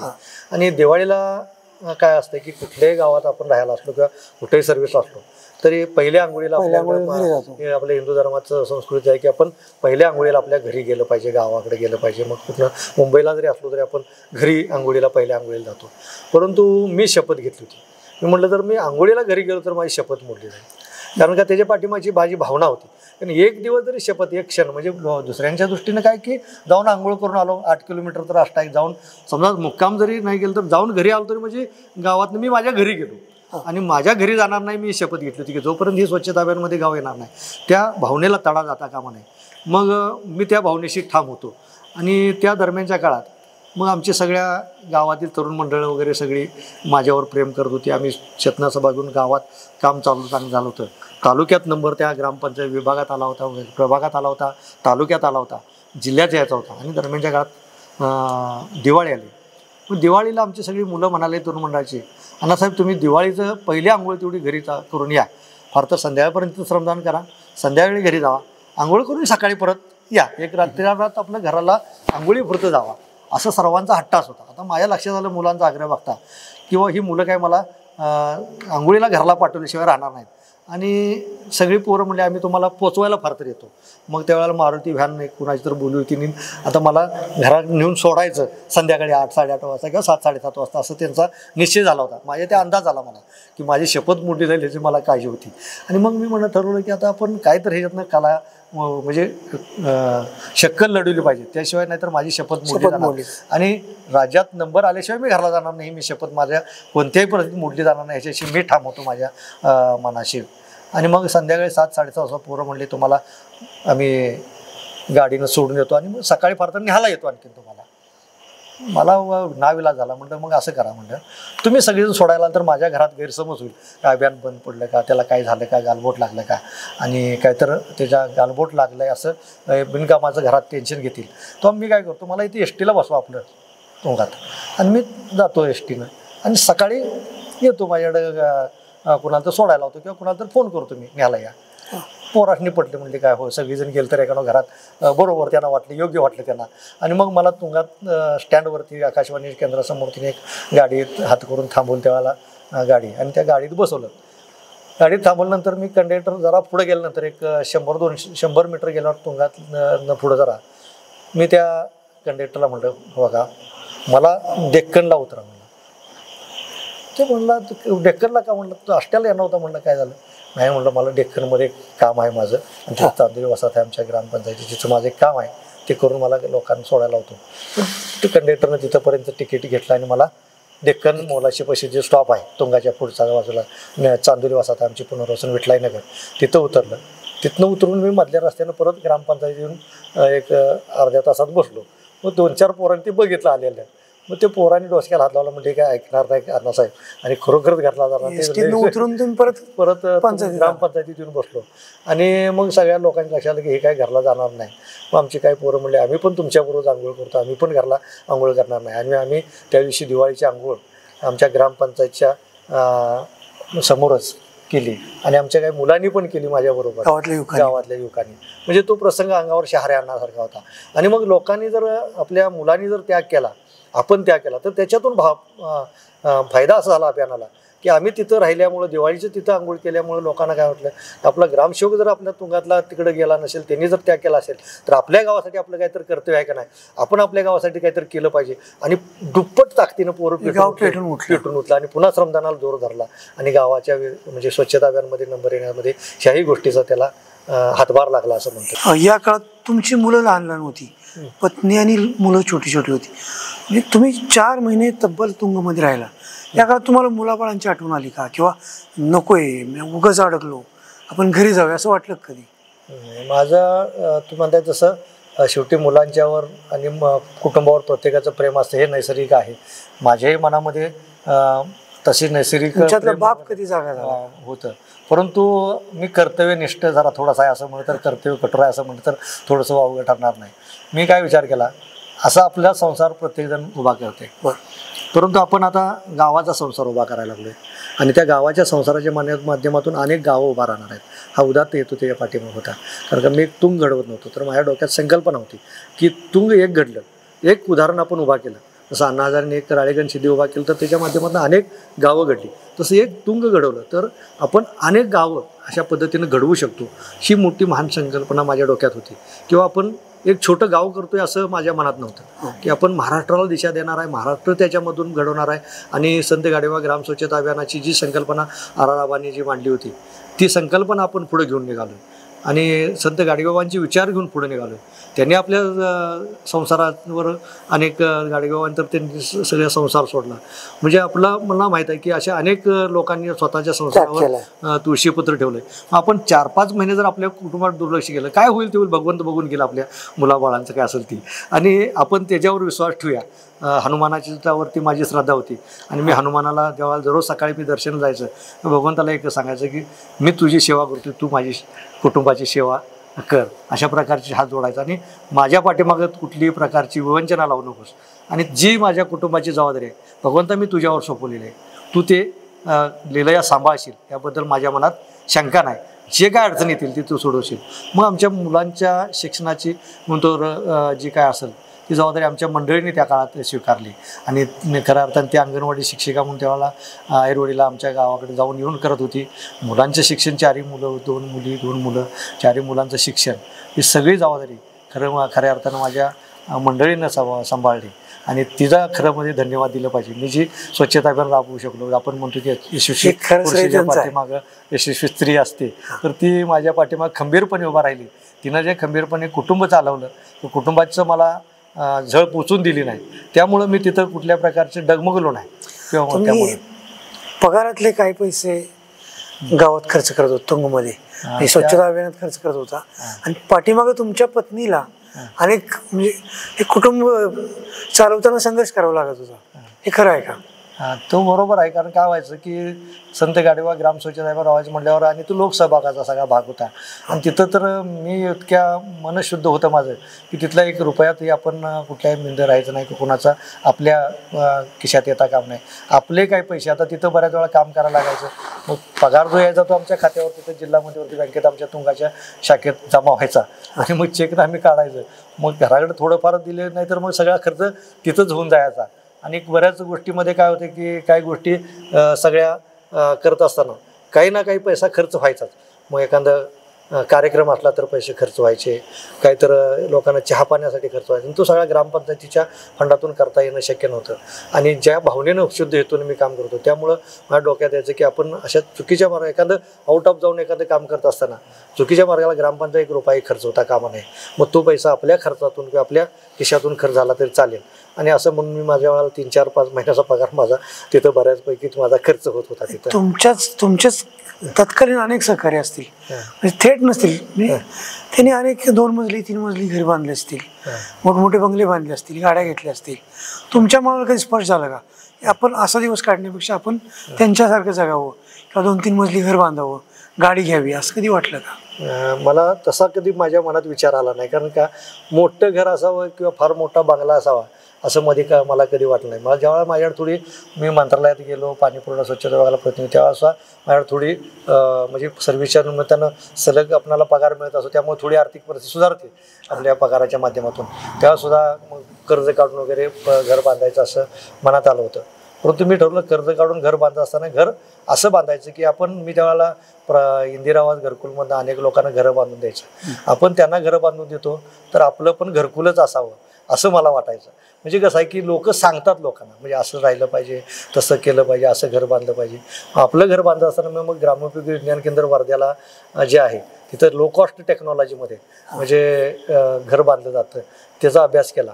आणि माझं स्वतःचं घर बांधत असताना मी आष्ट्यामध्ये बांधलं, त्यावेळेला 750 स्क्वेअर फुटाचा स्लॅब फक्त सगळा 55,000 रुपयात आर्च लोड बेरिंग सिस्टीमवरती, कौलारू आतनं कौल आणि वरनं स्लॅब असं साधं घर बांधलं. म्हणजे मला असं शिवलं नाही की माझं घर असावं परंतु ते आरामदायी असावं, आनंददायी असावं असं वाटायचं, परंतु ते मोठं प्रशस्त आणि कुठल्या तर वाम मार्गाने मिळालेल्या पैशातनं बांधावं असं मनाला कधी विचार शिवला नाही माझ्या. त्यामुळे माझं घर इतरांची किती मोठी घर झाली याचा मी कधी विचार केला नाही, परंतु माझं घर हे समाधानी त्यामुळे राहिलं. आजही माझं घर समाधानी आहे माझं. त्यामुळे शिक्षणात मुलं जरी मी तिकडं असलो तरी भगवंताने माझी ती जबाबदारी लिलया पार पाडली. माझी थोरली कन्या MBA फायनान्स झालेली आहे, ती स्वतःची कंपनी चालवते. तिचा मिस्टर जे आहे तिचे अविनाश सर आपले माझे जावई थोरले तेही सॉफ्टवेअर इंजिनियर आहेत, केमिकल इंजिनियर आहेत. त्यांचाही चांगला सुखी संसार आहे, मुंबईला त्यांचा आहे, त्यांचं मागलं गाव आहे. आणि तिला एक मुलगा झाला आहे. माझी 2 नंबरची मुलगी आहे, ती पण MA B.Ed आहे, ती पण इंग्लिश विषय घेऊन झालेली आहे, ती पण शिक्षिका म्हणून खाजगी संस्थेमध्ये आता सध्या काम करते, ती चांगल्या प्रकारे शिकली. त्यानंतर माझा थोरला मुलगा आहे सत्यजित, तोही BTech ॲग्री केला आणि त्यानंतर तो UPSC 2019च्या बॅचला IRAS झाला. म्हणजे जे आपण स्वप्न बघतो की एखादा मुलगा आपला IAS किंवा IRAS व्हावा, तेही माझं स्वप्न भगवंतानं पूर्ण केलं माझ्या मुलांच्या माध्यमातून. आणि धाकटा मुलगा माझा डिप्लोमा इंजिनियर झाला आहे, तो स्वतः व्यवसाय छोटासा करतो आणि शेती बघतो. आणि त्याला माझ्याजवळ मी ठेवून घेतलेलं आहे, थोडं स्वार्थ माझा मनात. आणि माझं चांगलं कुटुंब आहे, माझी मंडळी. आणि म्हणजे हनुमान तुमच्याकडे बघितलं म्हणजे जे मी मानत होतो की माझे भगवंता माझा संसार तू कर, त्या संसाराचा खऱ्या अर्थाने भार मी नाही व्हायला, माझ्या मंडळी आणि खऱ्या अर्थानं माझ्या भगवंतानं माझ्या हनुमंतानं भार सांभाळला असं मला वाटतं. एवढं सगळं काम करत असताना एक उत्तुंग हे गाव मोठं आहे आणि मोठ्या लोकसंख्येचं गाव आहे, त्यांना प्रवृत्त करत असताना या लोकांचं प्रबोधन कसं केलं किंवा तुम्ही त्यांची मोठ कशी बांधली? त्याचा असा विषय होता की संत गाडवा ग्राम स्वच्छता अभियानमध्ये काम करावे, लोकसहभागाशिवाय काम होणार नाही. आणि लोक चळवळ झाली तरच संत गाडवा ग्राम स्वच्छता अभियानमध्ये आपण चांगलं गाव घडवू शकतो. मग माझ्या डोक्यात आलं की आपण लोक चळवळ उभा करायची कशी. मग आमच्या इथले जे शाहीर बजरंग आंबे म्हणून एक तुमचे आमचे मित्र होते आणि त्यांचं माझं 93 सालापासून ग्राम अभियान जेव्हा आम्ही राबवलं सुरुवातीला त्यावेळेस तालुक्यात आम्ही नंबर आला होता. पण त्या ती स्पर्धा मोठी जिल्ह्यापर्यंत किंवा राज्यापर्यंत नव्हती. तेव्हा सुरुवातीच्या वर्षीच मी हा प्रयत्न केला होता 93 साली. आणि त्यावेळेचे तत्कालीन आमचे तलाठी आमचे शामराव सावंत होते आणि त्यांनी आम्ही तो एक प्रयत्न केला होता. त्यावेळेला काम चांगलं झालं होतं गावात, परंतु ती स्पर्धा तालुक्यापुरती मर्यादित आणि जिल्ह्यापुरती मर्यादित होती. त्या गावाला सुद्धा 25,000चा त्यावेळा पुरस्कार मिळाला. आणि त्यावेळेचे जे आमचे शाहीर बजरंग आंबे आणि पथक होतं त्यांच्या माध्यमातून आम्ही ठरवलं की आता जनजागृती करायची. मग गुरुजींच्या माध्यमातून आम्ही त्यांचे संपत कदम असतील, त्यांचं पथक असतील, गावातील हौशी कलाकार असतील, सगळ्यांना एकत्र केलं आणि मग रात्री आम्ही तालमी करायला चालू केलं. आणि त्या माध्यमातून प्रत्येक चौकामध्ये 20 ते 25 ठिकाणी आम्ही निरनिराळ्या मंडळांना भाग वाटून दिले आणि प्रत्येक चौकात जनजागृती केली पाहिजे. आणि एका दिवशी 2-2, 3-3 चौक पूर्ण करायचे. संध्याकाळी 7 वाजता 7:30 वाजता एका चौकामध्ये सभा घ्यायचे, कार्यक्रम करायचे. मग सभेला लोक जमणार नाहीत. आमच्या लक्षात आलं की जर आपण कॉर्नर सभा घेतलं तर सभा ऐकायला कोण लोक येत नाही. काहीतरी नाचलं पाहिजे, काहीतरी वाजलं पाहिजे, काहीतरी लोकांना त्याशिवाय लोकांना करमणूक झाल्याशिवाय काय. आणि त्यावेळेला एवढं करमणुकीची साधनं पण नव्हती. TV हे एकमेव त्यावेळेचं माध्यम होतं, बाकी कुठलं फारसं काय सोशल मीडिया त्यावेळेला नव्हता. त्यामुळं मोबाईल वगैरे नव्हते त्यावेळेला. 2000 सालची गोष्ट होती. त्यावेळेला नंतर नुकताच मोबाईल हे आला होता त्यावेळेला आणि तो पण साधा मोबाईल असायचा. आणि मग आम्ही चौकात जायचं ठरवलं. मग शाहीर आंबींना आम्ही विनंती केली, त्यांनी आनंदाने ती स्वीकारली गावाच्या ह्याच्यामध्ये. आणि त्यांनी पण शिक्षक होते, ते पण संध्याकाळी गावात यायचे आणि दिवसभर आम्ही सगळेजण श्रमदान करायचं. आणि संध्याकाळी 7 वाजलं की एक चौक धरायचा. एका चौकात मग जरा असं ढोलची वाजायची, टपावर थाप पडायची आणि मग एखादं छोटंसं नाटुकलं तयार करायचं स्वच्छता अभियानावरती आणि लोकांना एकत्र करायचं. मग सगळ्या महिला, पुरुष, लहान मुलं काहीतरी वाचते म्हणून तिथे एकत्र यायची. मंडळाचा पोरांना आम्ही माईक आणि साधं घोंगडं अंतरून स्टेज करायचं आणि त्याच्यावर कार्यक्रम चालू व्हायचा. मग धनगरी ढोल कधी वाजवायचा, आम्ही कधी कैताळ वाजवायचा, असं काहीतरी वाजाप चालू असायचं, घुमकं वाजवायचं आणि लोकांना एकत्र करायचं. लोक एकत्र झाली की मग आमचा हे जरासं थोडासा कार्यक्रम व्हायचा. गुरुजींचा पोवाडा थोडासा व्हायचा स्वच्छता अभियानावरती, काही प्रबोधनपर गीतं व्हायची आणि मग मध्येच ती माझी एंट्री व्हायची. आणि मग मध्येच मी त्यांना संत गाडगेबाबा ग्राम स्वच्छता अभियानमध्ये काम केलं. आपल्या गावाला किती बक्षीस मिळेल, आपल्या गावाचा कसा विकास होईल, कायापालट कसा होईल, 3-4 महिन्यामध्ये आपण गावाला 50 वर्षाच्या विकासाचा टप्पा कसा गाठू शकू थोड्या वेळात, हे त्यांना पटवून द्यायचा. आणि मग लोक त्यामध्ये सहभागी व्हायला चालू झाली. अशी 21 ते 22 ठिकाणी संत गाडगेबाबा ग्राम स्वच्छता अभियानाच्या प्रबोधनासाठी चौकात म्हणतात, अक्षरशः म्हणतात की नाही एखादं गाव पिंजून काढणे. एखाद्या निवडणुकीला जसा घर पिंजून काढतो तसं पिंजून काढणे असं आलं. त्या दरम्यानच्या काळात प्रबोधनासाठी मग तिळगुळाचा कार्यक्रम संक्रांत आली होती. मग आम्ही संपत कदम आमचे मित्र ते म्हणले, अण्णासाहेब आपण असं संकल्पना राबूया का, घरोघरी जाऊन तिळगुळ आपण वाटूया, सकाळपासून संध्याकाळपर्यंत एकही घर चुकवत नाही गावातलं. तिळगुळ घ्या, स्वच्छता अभियान राबवा, तिळगुळ घ्या, स्वच्छता अभियान राबवा. आणि मग आम्ही त्या दिवशी 5, 15, 10, 20 कार्यकर्ते आम्ही सगळे जमलो. तिळगुळ घेतले 1 किलो आणि प्रत्येक घराघरात जाऊन जेवढा माणूस भेटेल त्याला, प्रत्येक बाई माणूस असू दे, नाहीतर पुरुष असू दे, लहान विद्यार्थी असू दे किंवा म्हातारा माणूस असू दे, सगळ्यांना भेटून तिळगुळ घ्या, स्वच्छता अभियान राबवा, तिळगुळ घ्या, स्वच्छता अभियान राबवा. घरोघरी संदेश द्यायला चालू केला. त्याचबरोबर आमच्याकडं पेंटर होते, आमच्याकडं कुर्णे पेंटर म्हणून, मैपती कुर्णे, ते आमच्या गावचेच होते. पेंटिंग चांगलं होतं त्यांचं. मग त्यांना आम्ही सांगितलं की गावातील सगळ्या भिंती बोलक्या करूया. आणि मग ऑइल पेंटनं, मग सुरुवातीला निळीच्या रंगानं आम्ही ते बघितलं तर जायला लागलं. मग ऑइल पेंटनं आम्ही रंगवायला चालू केलं. बाहेरच्या आणखीन एक त्यांच्या मतीला 1-2-3 पेंटर बोलवले आणि गावातल्या अनेक भिंती, धनंजय पेंटर मग डिग्राचे होते, त्यांना बोलवलं आणि सगळ्या भिंती आम्ही बोलक्या करायला चालू केले.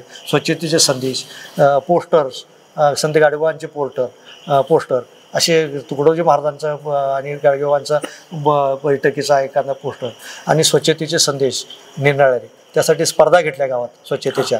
मग स्वच्छतेच्या स्पर्धा घेत असताना गल्लीवर आम्ही मंडळावर स्पर्धा लावल्या. ज्या मंडळाचं काम उत्कृष्ट ठरेल त्याला काहीतरी बक्षीस देऊया. आणि मग मंडळांच्या मध्ये 21 मंडळ होते त्यावेळेला आमच्या गावात. मग चांदोली पुनर्वसन वसाहत होती, वसंतनगर होतं, मुख्य गाव होतं. या सगळ्या गावातल्या सगळ्या मंडळांना एकत्र करून आम्ही एक चेतनासभा घेतली आणि प्रत्येक रात्री आमची मीटिंग असायची. म्हणजे कुठलीही दौडी न देता कुठल्याही न करता मुलं आपोआप 200-500 लोक मुली ग्रामपंचायतीमध्ये संध्याकाळी 5:30 वाजता जमायला लागली रोज. आणि रोज म्हणजे कुठल्याही म्हणजे निरोपाशिवाय म्हणजे त्यांना लोकांना सगळ्यांना एक त्या आवड निर्माण झाली या प्रबोधनातून की गावाच्या विकासामध्ये आपण काहीतरी योगदान दिलं पाहिजे आणि माझ्या गावासाठी मी काहीतरी केलं पाहिजे ही उदात्त भावना लोकांच्या मनामध्ये निर्माण करण्यामध्ये आम्ही जवळजवळ 21-22 कार्यक्रम आमचे शाहीर बजरंग आंबे आणि ज्यांची पार्टी होती त्या सगळ्या ग्रुपच्या माध्यमातून आम्ही शक्य झालं. संजय पाटोळे नावाचा आमचा एक कार्यकर्ता तो चांगला डान्स करायचा आणि बग बग गाव कसं एकोप्यानं राबतंय ह्या गाण्यावरती तो जो आपलातून डान्स करायचा ते बघायसाठी चौकात माणसं जमायला लागली. त्याचा मुखडा लक्षात आहे का तुमच्या?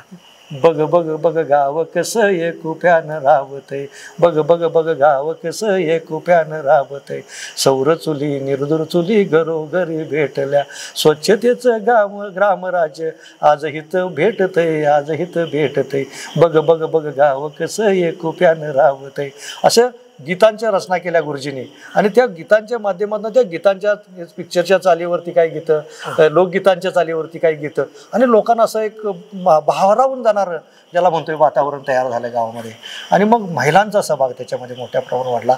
त्यासाठी मग महिलांच्या वेगळ्या स्पर्धा घेतल्या आम्ही आणि मग महिलांच्या स्पर्धा इतक्या मोठ्या प्रमाणात घेतल्या की महिलांच्यामध्ये जनजागृती झाली की आपण गावाच्या विकासामध्ये काय केलं पाहिजे. कारण आमच्या लक्षात काय आलं की नुसतं पुरुषांनी तरुण मंडळाने सहकार्य करून गाव स्वच्छ होणार नाही, महिलांच्या सहभागाशिवाय ते शक्य नाही. आणि मग आमच्या लक्षात आलं की ग्राम स्वच्छता अभियान राबवायचं म्हणजे गाव नुसतं स्वच्छ होऊन चालणार नाही तर गावाबरोबर गावातील घर स्वच्छ झालं पाहिजे आणि प्रत्येक घर स्वच्छ करायचं काम पुरुष मंडळी करत नाहीत तर ते आमच्या माई भगिनी करतात. आणि मग आमच्या लक्षात आलं की माई भगिनींना जोपर्यंत याच्यामध्ये सहभाग घेणार नाही आणि त्यांचा सहभाग वाढणार नाही तोपर्यंत ग्राम स्वच्छता अभियान यशस्वी होणार नाही. म्हणून आम्ही महिलांचा मोठा प्रमाणात सहभाग करायला घेतलं आणि सगळ्यांना बचत गटामध्ये महिलांना इन्व्हॉल्व केलं. घरोघरी बचत खाते उघडायला चालू केलं पोस्टाची आणि पोस्टाचं बचत ग्राम केलं. घरोघरी इन्शुरन्सच्या पॉलिसी काही आम्ही महिलांना छोट्या दिल्या. त्या माध्यमातून महिलांच्या मध्ये जनजागृती केली आणि महिलांच्या विविध स्पर्धा घेतल्या. म्हणजे मग रांगोळी स्पर्धा असेल, चमचा लिंबू स्पर्धा असेल, सायकलच्या स्पर्धा असतील, पळण्याच्या स्पर्धा असतील, म्हणजे चालण्याच्या स्पर्धा असतील, म्हणजे अशा ज्या स्पर्धा महिलांना आवडतात की महिलांना बाहेर पडायला वेळ मिळत नाही घराला बाहेर पडायला आणि त्या महिलांचा मग सहभाग वाढत गेला. आणि मग ह्या स्पर्धेच्या माध्यमातून मग लहान मुलं महिलांना म्हणजे जीव असतो त्यांच्यावरती मग त्या महिलांच्या बरोबर लहान मुलांच्या स्पर्धा घेतल्या. सुदृढ बाल स्पर्धा, स्वच्छ सुंदर घर स्पर्धा चालू केल्या, स्वच्छ सुंदर स्वयंपाक घर स्पर्धा, स्वच्छ सुंदर परसबाग स्पर्धा, स्वच्छ सुंदर मधघर स्पर्धा, म्हणजे घरातल्या स्वच्छ सुंदर कोंबडा स्पर्धा पण घेतल्या. त्यामुळे मांजर स्पर्धा पण घेतल्या. त्याचा एक किस्सा आहे साहेब काय सांगा की स्वच्छ सुंदर स्पर्धा घेत असताना आमच्या डोक्यात वेगळ्या संकल्पना यायच्या. आमची मुलं म्हणजे फार अफलातून असायची. सगळ्या मंडळाची मुलं एक वेगळी दिशा द्यायची त्याला. आमच्या तिथल्या सगळ्या मुलांच्या माध्यमातून आम्ही चर्चा करत बसलं की मग आमची मुलं काहीतरी नवीन सुचवायची. मग त्यावेळेला शिवप्रतिष्ठानचे आमचे काही कार्यकर्ते ते काय म्हणले किंवा आम्ही असं करूया आपण सगळे गाव स्वच्छ झालं, गाव स्वच्छ झालं, आता मग जनावरच आपल्या गावातला एक भाग आहे तर त्यांच्या स्वच्छता स्पर्धा भरूया की. आणि अशी संकल्पना आल्यावर मग म्हटलं ठीक आहे करूया तसं. आणि मग भजन हराळे त्यावेळेचे आमचे जे कार्यकर्ते तिथले तो आता ग्रामसेवक नंतर झाला मुलगा आणि तिथले सगळे त्यांचे वाघोजी हराळे, आमचे माजी सरपंच दादा हराळे, रघुनाथ शिंगू हराळे असे सगळे मंडळी होती. आणि त्या सगळ्या मंडळींनी ठरवलं की आपण सगळ्या बिरो व्यायाम मंडळ, हनुमान व्यायाम मंडळ आमच्या सगळ्या मंडळाच्या पोरांनी आपण एक चांगल्या स्पर्धा जनावरांच्या घेऊया. मग जनावरांच्या घेऊया तर मग सगळ्या पशुपक्ष्यांच्या पण घेऊया. आणि मग सगळ्यांनी ठरवलं की आता त्याचं डिझाईन करूया. मग जनावरांचे डॉक्टर सगळे बोलवले, त्यांच्या स्पर्धेचे निकष ठरवले आणि मग स्वच्छ सुंदर बैल स्पर्धा, स्वच्छ सुंदर गाय, स्वच्छ सुंदर म्हैस, स्वच्छ सुंदर बैलजोडी, स्वच्छ सुंदर कोंबडा, स्वच्छ सुंदर कुत्रा, स्वच्छ सुंदर मांजर, म्हणजे अशा घरात जेवढे पाळीव प्राणी आहेत त्या सगळ्यांना स्वच्छ करून लोकांनी कोंबड्याला सुद्धा झुली घालून आणि त्या स्पर्धेमध्ये आणले. काही लोकांनी अंगावर झुल टाकून बैलांच्या अंगावर झुल टाकतात तसं आणि पायात त्यांच्या घुंगरू बांधून म्हणजे अशी वेगवेगळी संकल्पना करून आणि मांजर, कुत्रा, बोकड, शेळी, मेंढी सगळे स्वच्छ करून लोकांनी तिथं ग्रामपंचायतीपाशी स्पर्धा भरवली आणि त्यात आम्ही नंबर काढले. त्यामुळं गावाचे मग नंतर स्वच्छ गोठाच लोकांनी केले. गावातील जे जनावरांचे मलमूत्र आहे ते पण लोकांनी असं ठरवलं की बाबा हे स्व वाया जाता कामा नये. आम्ही त्यांना म्हणलं त्याच्यात युरिनमध्ये जनावरांचे त्याच्यामध्ये नत्र असतं ह्याच्यामध्ये अमोनिया फॉर्ममध्ये ते शेतीला दिलं पाहिजे. मग लोकांनी ते साठवून बॅरेलमध्ये भरून आपल्या शेतीच्या पाटाच्या पाण्यात नेऊन त्याला चावीन वाटायचं, त्याच्यातनं नत्र द्यायचं, म्हणजे ऑर्गॅनिक शेतीकडे लोकांना नेता येते का, चांगलं पिकाचं उत्पन्न वाढवता येते का, म्हणजे अशा वेगळ्या संकल्पना. गोटे इतके स्वच्छ केले की मग एक ही गोचिड जनावरांच्या अंगावर असता कामा नये, एक की त्याच्यामध्ये कुठल्याही प्रकारचं डाग जनावरांच्या अंगावर असता कामा नये. जनावरांचा गोठा अतिशय स्वच्छ सुंदर, म्हणजे असं जनावरांच्या गोठ्यात काय काय बघितलं की स्वच्छ सुंदर गोठ्यामध्ये की तिथं जाऊन आपण बैठक मारून गोठ्यामध्ये जनावरांचे बसू शकतो, इतके सुंदर लोकांनी गोठे बनवले आणि ते दररोज ठेवायला चालू केलं. त्यामुळे हे सगळं काम हे तुमचं सगळं काम राज्य शासनाच्या स्पर्धेचे जे निकष आहेत त्याच्या पलीकडचं आहे. हो बरोबर आहे. आणि हे काम मला वाटतं अवघ्या राज्यात एकमेव तुंगम या गावात झालं. म्हणजे असं स्वच्छ सुंदर म्हैस, स्वच्छ सुंदर गोठा, स्वच्छ सुंदर कोंबडा, स्वच्छ सुंदर बोकड, ह्या कल्पना सुचल्या कशा आणि राबवल्या कशा? नाही, हे तर काय व्हायचं सांगा, रात्री खंडाळे साहेब आपण रात्री जेव्हा आम्ही बसायचं तेव्हा चेतना सभा म्हणायचं आम्ही. चेतना सभेत काय व्हायचं की विचारमंथन व्हायचं मुलांचं, आणि आमच्या डोक्यात माझ्या पण डोक्यात कसं असायचं, संकल्पना असायच्या. आता मुलांना काय तर कसं होतं की एखादी आपण अभियान राबवायला लागलो आणि एक ठराविक साचेबंद सकाळी उठायचं, लोटायचं, झाडायचं म्हणून तर लोकांना ते तेचपणाचा कंटाळा येतो. मग त्याच्यामध्ये हे पाहिजे, व्हेरिएशन पाहिजे. व्हेरिएशनसाठी आम्ही माझ्या डोक्यात यायचं, ह्या लोकांना जर श्रमदानामध्ये कामामध्ये जर गुंतवून असलं तर दररोज काहीतरी नवीन केलं पाहिजे. आणि जो पण नवीन काय होणार नाही तोपर्यंत लोक कामात श्रमदानात टिकणार नाही, गाव परदेमध्ये टिकणार नाही. कारण का 2-4 महिने 5 महिने साधा आपल्या घरात एक दिवस आपण 5-6 दिवस सतत भाकरी जरी खाली तर आपल्याला त्याचा वीट येऊन जातो. म्हणजे त्याच्यामध्ये काहीतरी वेगळेपणा पाहिजे. म्हणून आपण काय ठरवलं की या मुलांना सारखं मी चालना देत, आता काय करायचं सांगायचं बोला. मग लोक म्हणायचे, मग आमचे जे विनोद पाटोळे म्हणून आमचा एक जॉईंट्स ग्रुप होता त्यावेळेला, त्यांच्या माध्यमातून त्यांच्या एक समाजाचे एस.के. कदम होते, आमचे मधुकर कदम होते, डिगे दादा होते, जयपाल डिगे होते, आमच्या सगळ्या अंगणवाडी कार्यकर्ते होत्या. त्यांना म्हटलं महिलांचा सहभाग वाढला पाहिजे आणि गावात त्यासाठी मग वेगळं ह्या चौकटीच्या बाहेर जाऊन आपण स्पर्धा तर होईलच, पण स्पर्धेच्या बाहेर जाऊन आपल्याला काही काम करता येईल का, राज्याला दिशा देता येईल का, या उद्देशानं आम्ही ठरवलं. आणि मग रक्तदानाचा उच्चांक करायचा असं ठरलं की जगात किंवा देशात कुठं झाला नसेल असा एखादा रक्तदानाचा कार्यक्रम आपण घेऊया. आणि रक्तदानाचा कार्यक्रम घ्यायचा म्हणजे आपलं उगाच 100-50 असं नाही, तर जास्तीत जास्त रक्तदान कसं करता येईल म्हणजे आपल्या महाराष्ट्राच्या उद्देशानं. आणि त्यावेळेला आम्ही इंटरनेटला जाऊन माहिती घेतली तर 400-450 रक्तदान झालेला मुंबईतला एखादा शिवसेनेच्या शाखेचा मुंबईमध्ये मोठा रक्तदानाचा कार्यक्रम. रक्त काय की एका ठिकाणी जास्त दिवस साठवून ठेवून ते खराब होतं, म्हणून त्याला मर्यादितच घेतात. म्हणजे एकदम हजारो लोकांचं रक्तदान एकत्र घेऊन जर ठेवलं आणि त्याला जर त्याचा वापर नाही झाला तर ते रक्त खराब होऊ शकतं आणि ते बाद झालं रक्त तर त्याचा उपयोग नाही. म्हणून एक 400-350-400 याचा हायेस्ट रक्तदानाचा कार्यक्रम नोंद होता इंटरनेटवर. मग तो रेकॉर्ड मोडायचा आणि हायेस्ट रक्तदान करायचं असं ठरलं. त्यासाठी मग आम्ही विनोद पाटोळे आमचे असतील, त्यावेळेचे मित्र, तिथले सगळे मंडळ असतील, तरुण मंडळ असतील, आमचे सचिन डांगे असतील, सगळ्या मंडळाची मुलं असतील, रघुनाथ नारायण वायगडे म्हणून आमचे बापू माजी सरपंच होते ते असतील, आणि सगळ्या आमचे लोक होते, त्या सगळ्यांनी बैठक घेतली, महिलांनी बैठक घेतली आणि सगळ्या रक्तदानाचा कार्यक्रमाचं आयोजन केलं. आणि सर्व मंडळाच्या माध्यमातून सर्व शिक्षक आमचे गावातले त्यातकालीन सगळे जे शिक्षक होते, हायस्कूलचे शिक्षक होते, विनोद पाटोळेंचे तेव्हाचे त्यांच्या आई आणि वडील ते सगळं म्हणजे पाटोळे सर ते आमच्याबरोबर त्या काळात होते. आणि हे सगळी मंडळी म्हणजे असं रात्रंदिवस गावाच्या अभियानासाठी विकासासाठी काम करणारी मंडळी. मग डिगे साहेब होते, नवाळे गुरुजी होते आमचे तिथले, आंबी गुरुजी, या सगळ्या लोकांनी असं चंग बांधला की आपण उच्चांकी रक्तदान करायचं. आणि मग उच्चांकी रक्तदान करायचं म्हणून आम्ही 5-6 ब्लड बँका सांगली, कोल्हापूर आणि सातारा जिल्ह्यातून बोलवल्या. मग त्यामध्ये वसंतदादा ब्लड बँक होती, राजाराम बापू ब्लड बँक होती, शाहू ब्लड बँक होती कोल्हापूरची, सातारचे कुठली तर ब्लड बँक, असे म्हणजे 5-6 ब्लड बँका आणि त्यांचे प्री क्लिनिंग युनिट. आणि त्यानंतर जेव्हा ती लोकं आली आमची इथं तुंगमध्ये, ते म्हणले की 5-6 ब्लड बँका एवढ्या युनिट आणि कशाला बोलले. मग आम्ही डांगे कॉलेजचे आमचे मेडिकलचे 3rd इयरचे जे विद्यार्थी होते ते 100-150 बोलले होते. तिथल्या खोटा 100 नेल्या होत्या आणि जवळजवळ 20 खोल्यांमध्ये रक्तदानाचा कार्यक्रम केला होता. आणि सगळ्या आमदार महोदयांना तत्कालीन, मग त्यावेळेला नितीन शिंदे होते आमदार, दिनकर पाटील आमदार होते, त्यांना मदन पाटील आमदार होते, त्यांना सगळ्यांना बोललो होतं. आणि त्यांना मी सांगितलं होतं की तुम्ही फीत कापून उद्घाटन नाही करायचं, तर रक्तदान करून आपण उद्घाटन करूया. तर ते तिन्ही आमदार महोदयांनी रक्तदान करून रक्तदान सुरुवात केली, तयार झाले आणि त्यांनी स्वतः रक्तदान करून त्यावेळेला आणि माझ्यासकट आमच्या सगळ्या तरुण मंडळाच्या कार्यकर्त्यांनी. आणि सकाळी 8-9-10 वाजता सुरुवात केली, 9-9:30 वाजता.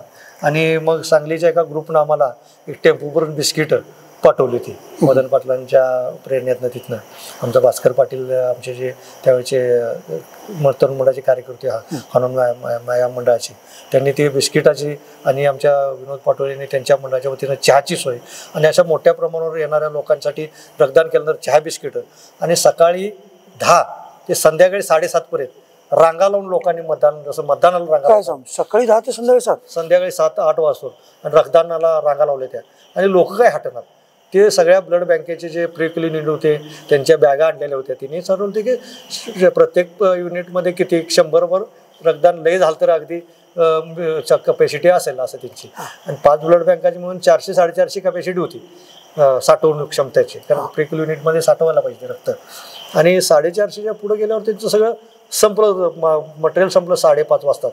आणि मग सगळे म्हणले आम्हाला तर रक्तदान लोक म्हणले करायचे आहे, तुमची सगळी क्षमता संपली सगळ्या ब्लड बँकांची. मग शिरगाव ब्लड बँकेने परत प्रिक्लिन युनिट पाठवून दिलं आणि ते म्हणले आम्ही ते स्टोरेज करतो नेऊन आणि परत 2 युनिट घेऊन येतो व्हॅन. आणि लोक तर त्यावेळेला 7:30-8 वाजले काय हटणार. मग त्यावेळेला कलेक्टर हनुमान पवार साहेब होते, ते आले. त्यांना खूप तर समजलं ही गोष्ट आणि तिने सगळ्यांना विनंती केली की बाबांनो हे रक्त आहे तुमचं. ते प्रत्येक गावातील महिला पुरुष सगळे म्हणत होते की माझ्या गावाच्या विकासासाठी माझं रक्त घ्या आणि माझ्या गावाचा नंबर येऊ दे. ह्या भावनेने लोक प्रेरित झाली होती. आणि रक्तदानाचा कार्यक्रम संध्याकाळी 566 रक्तदान झालं तरी 150-150च्या रांगा प्रत्येक ब्लड बँकेच्या समोर होत्या. मग तिने विनंती केली की आता आम्ही रक्त घेऊ शकत नाही, आमच्याकडे साठवायला क्षमता नाही आणि तुमच्या गावाच्या ह्या जिद्दीसमोर आम्ही सगळ्यांनी हात जोडतो आणि तुम्ही थांबवा रक्तदान, असं सर्वसाधारण लोकांनी त्यावेळेला कलेक्टरनी विनंती केली की बाबा तुम्ही तुमचा खरोखरच नंबर येतात त्याबद्दल काही शंका नाही, तुमची भावना फार महत्त्वाची आहे. आणि ती रक्तदानाच्या कार्यक्रमातून एक वेगळी दिशा म्हणजे अभियानाच्या बाहेर जाऊन म्हणजे समाजासाठी आपण रक्तदान करून लोकांचे जीव वाचवू शकतो. आणि त्याची मग डिरेक्टरी आमच्या या मंडळाने केली जायंट्स ग्रुपनं. आणि त्या डिरेक्टरीमध्ये त्या रक्तदात्याचं नाव, ब्लड ग्रुप, त्याचा मोबाईल नंबर की नंतरसुद्धा कधी कुणाला लागलं तर ते रक्तदानाच्या माध्यमातून लोकांना रक्तदान. मला रक्तदानाशी संबंधित तुम्हाला एक प्रश्न विचारायचा आहे. म्हणजे आजही 2025ला लोकांच्या रक्तदानाच्या संदर्भात अनेक गैरसमज आहेत. अनेक शिक्षित लोक, सुशिक्षित लोक रक्तदान करायला पुढे येत नाही. 25 वर्षापूर्वी तुम्ही हजारो लोकांना रक्तदान करायला प्रवृत्त केलं, लोकांच्या रांगा लावल्या, लोक भावनिक झाले, जिल्हाधिकाऱ्यांनी येऊन विनंती करावी लागली थांबा. हे कसं शक्य झालं? हे शक्य झालं एवढ्यामुळेच की स्वच्छता अभियानावर जे लोकांचा आम्ही विश्वास बसवला होता की स्वच्छता अभियान म्हणजे आपल्या गावाचं जीव की प्राण आहे, ह्या माध्यमातूनच आपल्या गावाचा विकास होणार आहे ना, आपल्या गावाचा एक पॅटर्न आपण महाराष्ट्राला आणि देशाला देणार आहे. ह्या प्रेरणेनं माणसांच्या मनामध्ये जी जिद्द निर्माण केली होती सगळ्या तरुणांच्या मध्ये, महिलांच्या मध्ये. विशेष करून तुम्हाला हे रक्तदानाचा एक किस्सा सांगत असताना मला सांगायचं आहे की ज्यावेळेला जवळजवळ 700 ते 800 महिला रक्तदान आलेल्या होत्या. फक्त त्यातल्या 800 महिला रांगेमध्ये उभ्या होत्या. परंतु महिलांच्या मध्ये काय होतं की महिला सगळ्यात शेवटी जेवतात घरामध्ये.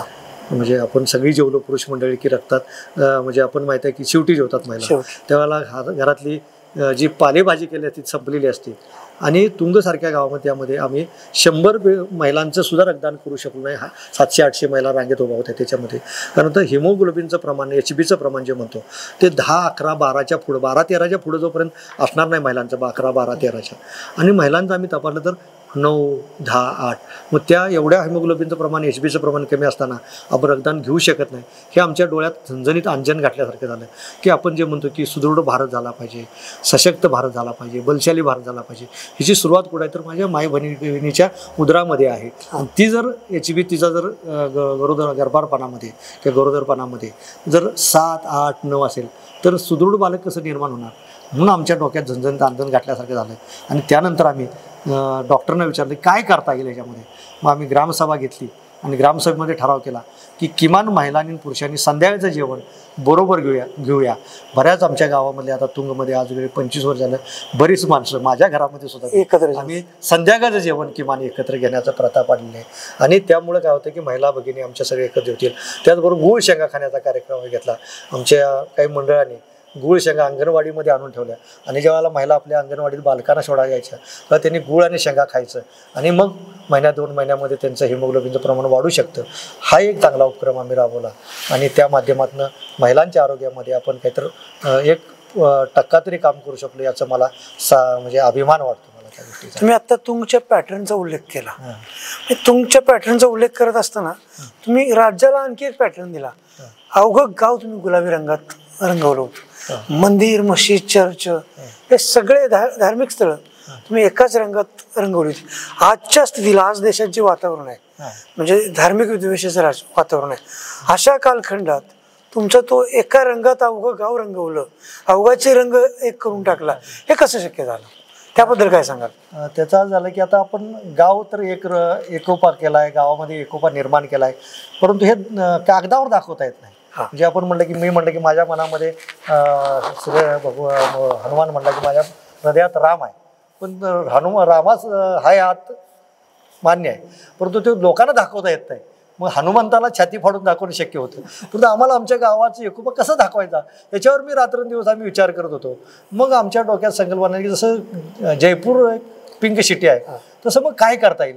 तर मग मी म्हणलं पिंक हा सर्व लोकांना सामावून घेणारा रंग आहे, प्रेमाचा रंग आहे, आनंदाचा रंग आहे, उत्साहाचा रंग आहे गुलाबी हा रंग. आणि मग तो रंग आपल्या गावाला दिला तर कसं होईल. आणि आमच्या एका शाळेलाच्या एका कंपाऊंडला तुमच्या हायस्कूलच्या एका पेंटरनी, तिथल्या जे स्थानिक पेंटर होतीने गुलाबी रंग दिलेला होता. मग माझ्या डोक्यात आलं की असा रंग जर आपल्या सगळ्या गावाला एक रंग झाला तर काय होईल. ही संकल्पना मुलांच्या समोर मांडली आणि मग 2, 4, 5 आम्ही मिटिंगा घेतल्या, त्याच्यावरती सभा घेतल्या, गावामध्ये जनजागृती केली. आणि मग लोकांच्या सर्वांच्या मध्ये ठरलं की आपलं गाव एक रंगात रंगवलं तर आपलं गाव एक आहे. मग मंदिर असू दे, मशीद असू दे, चर्च असू दे, किंवा झोपडी असू दे, किंवा बंगला असू दे, सगळंच एक रंगात रंगवलं तर एक आम्ही आहोत हे दाखवायसाठी काही छाती फोडायला दाखवायची गरज लागणार नाही. आणि हनुमंताच्या कृपेनं सगळ्यांनी ते मान्य केलं. आणि मग सगळ्या तरुण मंडळांनी धुरा हातात घेतली. आणि मग त्यामध्ये मग एवढा रंग आणायचा तर त्याला पैसे खूप लागणार. मग आम्ही ठरवलं की बाबा त्याला त्या पेंटरला विचारलं काय करता येईल कमी खर्चामध्ये, कारण का सगळी गरिबांची घरं आहेत आणि पैसे तर प्रचंड लागणार. शासनाचा तर निधी त्याला वापरता येत नाही घरं रंगवायला, कुठल्या योजनेतनं कुठल्या आमदार खासदार पण देऊ शकत नाही. आणि मग काय करायचं. मग आम्ही त्या योजनेतनं मग थोडा मार्ग काढला. पेंटरनं विचारलं मग चुना आपला जो बोर्डो वगैरे करायला आपण बागेमध्ये वापरतो, 3-4 रुपये त्यावेळेला 5 रुपये किलोनं चुना मिळतो, ते आमच्या सराफ कट्ट्याला सांगलीत मिळायचा. तो चुना आणला. त्याच्यामध्ये ब्राउशेना नावाचे कलर आपण दाराला कलर देताना, लाकडाला कलर देताना ब्राउशेना वापरतो, तो ब्रुटशेना ब्राउशेना ते पुढे आणली टाकली. आणि त्याच्यामध्ये सिमेंट कलर म्हणजे कलर येण्यासाठी थोडं मीठ, नमक म्हणतोय आपण, ते थोडं मोठं मीठ असतं ते टाकलं. आणि बॅरेलमध्ये केलं आणि त्याचं एक दिवस बन केल्यासारखं केलं तर सिमेंट कलरसारखा गुलाबी पिंक कलर चांगला तयार होतो. आणि त्याच्यामध्ये जंतुनाशक पण चुना आहे थोडासा, म्हणजे कुठल्या प्रकारचा रोग निरनिळ्या जे आपण म्हणतो जीवाणू, त्या विषाणू हे मारण्याची क्षमता पण चुन्यामध्ये आहे, तोही वापर होईल आणि एक निरोगी गाव तयार होईल. यासाठी मग चुनाच वापरायला ठरलं. मग मंडळांना विनंती केली की तुम्ही हे सगळं काम हातात घेतलं पाहिजे. मग 21-22 मंडळं जे आमच्या गावातली होती, मग आमचे राऊत गल्लीचा भाऊ राऊत आणि त्यांचे ग्रुप होता, तिथल्या मंडळांनी विनंती केली की तुम्ही तुमची गल्ली, म्हणजे प्रत्येकाने जर कामाचं विभागणी केली तर हे गाव, कारण का 5000 लोकसंख्येचं गाव, 1500पेक्षा जास्त घरं, पुनर्वसन वसाहत, वसंतनगर वसाहत, आणि हे सगळं रंगवायचं म्हणजे शक्य नाही. मग तिकडलं आमचं शिलंगण चौक मंडळ होतं, आमचा तिथला दाजी दळवी म्हणून होते, त्यांच्या तिकडचा भाग त्यांच्या जबाबदारीवर टाकला. तिथले आमचे कोळी म्हणून आमचे कार्यकर्ते होते त्यांच्यावरती, वांगडे आमचे तिथे येळावकर आमचा ग्रुप होता तिथला, त्यांच्यावरती जबाबदारी टाकली वसंतनगरची. इकडं गावातली जबाबदारी वेगळ्या मंडळांच्यावरती टाकली, गल्ल्या वाटून दिल्या आणि त्याचं पक्कं नियोजन केलं आम्ही. नियोजन करून प्रत्येक घर मग काय छपरं रंगवायचं कसं हा प्रश्न आला. मग आमचे बाबा बिरनाळे, मंगेश बानूचे आमचे द्राक्षे बागायदार संघ, तेव्हा तिथले बागायदार होते, ते म्हणले साहेब काय काळजी करून आणा साहेब, म्हणले आम्ही आमच्याकडे गटर पंप तेव्हा बागेसाठी वापरायचे, ते एखादं खराब झालं तर आमचं झालं ती देतो. आणि काय आमची बागडी समाजातली मुलं जे होते त्यांनी सगळ्यांनी एकत्र येऊन आमचे त्यांनी काय विचार केला की आम्ही आमचं छपरस्व रंग होतं, म्हणजे का त्यांची घरं छपराची होती ना पाल्याची, मग ते पण गुलाबी रंगात रंगवलं. प्रश्न ते काय रंगवणं शक्य नव्हतं. मग गटर पंपानं स्प्रे करून छपरं रंगवली. मग काही लोकांनी म्हणजे ते कौलं पण दिसतात वरनं, ते पण गुलाबी दिसली पाहिजे, जर छत पण दिसलं पाहिजे. आणि मग काही लोकांनी म्हणले की आमचं छतवर जर हेलिकॉप्टरनं आपलं गाव बघितलं किंवा कशांतर तर ते पण गुलाबी दिसलं पाहिजे विमानातनं जाताना, अशी लोकांच्या पोरांच्या मध्ये संकल्पना आली. मग ती कौलंसुद्धा काही लोकांनी आमची रंगवून काढली अशी गुलाबी रंगाची. मग बंगले रंगवायची वेळ आली तर बंगलेसुद्धा लोक म्हणजे आम्ही निदान गुलाबी रंग ऑइल पेंट का असं पण आम्ही महाग वापरू रंग परंतु गुलाबी रंगात रंगू. अशा काही लोकांनी सगळ्यांनी आमचे जे बंगले होते त्यांनी गुलाबी रंगात बाहेरच्या बाजूने सगळे गुलाबी रंगाने रंगवले. आणि हे रंगवत रंगवत आम्ही सगळे मंदिर रंगवले. मशीद पेशानंतर आमचे जे मुस्लिम समाजाचे सगळे कार्यकर्ते दिलीप जमादार वगैरे सगळे आमचे सगळे आणि रशीद लतीफ वगैरे ते सगळे मंडळी म्हणजे आमचं पण मशीद आम्ही गुलाबी रंगात रंगवणार. त्यांनी स्वयंप्रेरणेनं म्हणजे गाव सगळे एका रंगात रंगत असताना आमचं मशीदसुद्धा आम्ही एका रंगात रंगवतो आणि मशीदसुद्धा रंगवली. आणि मग ही बातमी सगळ्या महाराष्ट्रभर पोचली की तुंगमध्ये सर्व जाती धर्माच्या भिंती गळून पडल्या आणि तिथं मंदिर मशीद चर्च बांगला चौकडी घर सगळी एका रंगात शासकीय सर्व कार्यालय सगळे एका रंगात आणि सगळे गुलाबी रंग तुंग.com या नावाची एक वेबसाईट आमच्या तिथल्या लोकांनी केली. आणि निरनिराळे विविध उपक्रम आम्ही राबवायला चालू केले. तिथनं पुढं गाव गुलाबी रंगात झालं तसं लोकांच्या मनामध्ये एक प्रकारचा उत्साह आनंद उल्हास निर्माण झाला आणि आपला गावाचा नंबर राज्यात येणार ह्या भावनेने सगळी पेटून उठली. मग आमच्या लोकांना आम्ही विचार केला की आता ह्या जे भावना चेतना निर्माण झाल्या त्याला चांगल्या विधायक दृष्टिकोनाकडे नेली पाहिजे. आणि त्यासाठी मग आम्ही त्यांना वेगवेगळ्या विधायक उपक्रमाकडे नेत असताना आमच्या जॉईंट्स ग्रुप सामाजिक मंडळ सगळ्यांना एकत्र करून त्यांना विचार केला की आपणाला कुटुंब नियोजनाचं चांगलं काम करता येतं का. त्यावेळेला नलवडे मॅडम म्हणून आमच्या तिथल्या ANM होत्या त्यांनी चांगला त्याच्यामध्ये पुढाकार घेतला. त्यांची मिस्टर त्यांनीही चांगला पुढाकार घेतला आणि त्यांनी अहोरात्र राबवून कुटुंब नियोजनाचं काम चांगलं राबवलं. आरोग्यविषयक अनेक योजना त्यांनी राबवल्या आणि त्या अभियानामध्ये गावाचा नंबर येण्यामध्ये त्यांनीही चांगल्या प्रकारचा सहभाग घेतला. दत्ता पाटील म्हणून आमचे एक कार्यकर्ते म्हणजे आता हनुमान देवस्थान ट्रस्टचे अध्यक्ष आहेत ते सुद्धा त्याच्यामध्ये फार हिरिरीने सहभाग घेतले. आणि आमच्या सगळ्या लोकांनी आम्ही ठरवलं की नेत्रदानाचा कार्यक्रम असेल एक रंगात रंगवायचा कार्यक्रम असेल ह्या सगळ्या हिरिरीने राबवला. आणि नेत्रदाना कार्यक्रमाचा इम्पॅक्ट असा झाला की त्यावेळेला आम्ही अनेक लोकांचे नेत्रदानाचे फॉर्म भरून घेतले. आणि आमचे जे विनोद पाटोळे संपत कदम कृष्णात पाटोळे हे आमचा जो जुना ग्रुप होता त्या ग्रुपच्या लोकांनी ती गेली 25 वर्ष झाली ही परंपरा टिकवलेली आजही. आणि जवळजवळ 76-77 लोकांचे रक्तदान म्हणजे 76x2 एका माणसाचे जर नेत्रदान केलं तर 2 लोकांना दृष्टी मिळते. 150पेक्षा जास्त लोकांना दृष्टी मिळालेली आहे. अनेक लोकांनी म्हणजे याच्यामध्ये स्वतःचा सहभाग आणि अजूनसुद्धा ती परंपरा कायम टिकवली आहे. अंधश्रद्धा निर्मूलनाचा एड्स आणि व्यसनमुक्तीचा जनजागृतीचा कार्यक्रम घेतला. म्हणजे अंधश्रद्धा निर्मूलन खाईन चालणं हे लोकांना वाटतं की आपण एक धार्मिक कार्यक्रम आहे पण आम्ही ते स्वच्छता अभियानमध्ये गावातल्या सगळ्या अबालवृद्धांना खाईतून चालून दाखवलं. आणि मग त्यांच्या लक्षात आलं की अंधश्रद्धा निर्मूलनाचं चांगलं काम फडके सर म्हणून मिरजेचे आहेत त्यांच्या मार्गदर्शनाखाली आम्ही चांगल्या प्रकारचा जेव्हा लोकांना कुठल्याही प्रकारचं काम करत असताना सायन्सकडे वळवलं पाहिजे. जी चांगल्या भावना त्यांची स्वच्छता अभियानामुळं चांगली शुद्ध झालेलं आहे त्याला सायन्सकडे वळवलं पाहिजे असं मला वाटायचं. मग रक्तदान असेल जटा निर्मूलन असेल जटा निर्मूलनाचा कार्यक्रम आम्ही वेगळा कार्यक्रम राबवला. त्याबद्दल जरा सांगा. जटा निर्मूलनाचा कार्यक्रम जो आहे तो आम्हाला वाटायचं की आता समजा स्वच्छता आहे तर हे जटा ही अस्वच्छतेचं लक्षण आहे. आणि मग जटा निर्मूलन हा त्या कार्यक्रमातला भाग नव्हता पण आम्ही तो कार्यक्रमाच्या बाहेर जाऊन आमच्या गावात त्यावेळेला सगळा सर्वे केला तर 7 महिला आमच्या गावात जटा असणाऱ्या होत्या देवीच्या जटा. आणि मग 7 महिलांचं प्रबोधन आम्ही जवळजवळ 2 महिने सलग म्हणजे एकात्र महिलेकडं आम्ही मला वाटतं आमचे जे महादेव नलवडे आमचे वाडकर डॉक्टर म्हणून आहेत ते आम्ही आमचे डेगे साहेब आम्ही सगळेजण नवाळे गुरुजी आंबे गुरुजी असे आम्ही आमचे सगळे तरुण मंडळाचे कार्यकर्ते सगळे भास्कर पाटील असतील रघुनाथ वायंगडे बापू असतील आम्ही सगळेजण आपण दत्तात्रय वायंगडे म्हणून आमचे कार्यकर्ते आम्ही सगळे रात्रंदिवस त्यांच्या मागं लागायचं. एका वयकडं तर आम्ही 100 वेळा ते नाही म्हणली तर 101 वेळा आम्ही त्याला भेटलोच. आणि असं करून आम्ही ते 7च्या 7 महिलांचं जटा निर्मूलन आमचे डॉक्टर असतील आमचे सगळे कार्यकर्ते असतील सगळ्या गावातल्या लोकांचा सहभाग त्या एवढा रेटा लोकांनी लावला. आमच्या माई भगिनी महिलांनी रेटा लावला. अंगणवाडी कार्यकर्त्या आमच्या मदतनीस या सगळ्या दररोज त्या महिलांच्या घरात राहायचं. ताई जटा निर्मूलन नाही केलं तर आपल्या गावाचा नंबर येणार नाही बघा. आणि तुम्ही ही अस्वच्छतेचं लक्षण आहे की देवीचं काय लक्ष ह्याचं त्याला काय बाधा येत नाही. आणि जटा निर्मूलन केल्यामुळे तुम्हाला देवी जर काही कुपली तर आम्ही त्याचा भार घेतो आम्ही तुमचा भंडारा उचलतो पण तुम्ही होय म्हणा तेवढं. आणि त्यांचं मन परिवर्तन करून आम्ही जबरदस्ती केली नाही कुणावर. म्हणजे काय की आम्ही लोकांचा सवाल आमच्या डोक्यात काय जर आम्ही जबरदस्तीने एखादी गोष्ट केली तर अभियान बंद पडेल. आणि आमची भावना होती की अभियान बंद पडता कामा नये हे देशाला आणि राज्याला दिशा देणारं ठरलं पाहिजे. आणि 7च्या 7 महिलांचं जटा निर्मूलन आम्ही अभियान काळामध्ये केलं. त्याच्या पुढे जाऊन आम्ही कार्यक्रम राबवला ठरवलं की वा निर्मूलनाचा कार्यक्रम. मग एक ऊ दाखवा. त्यामुळे पूर्वी आपल्याकडं ग्रामीण भागात एक भिंतीवर लिहिलं जायचं की देवीचा रोगी कळवा 1000 रुपये मिळवा.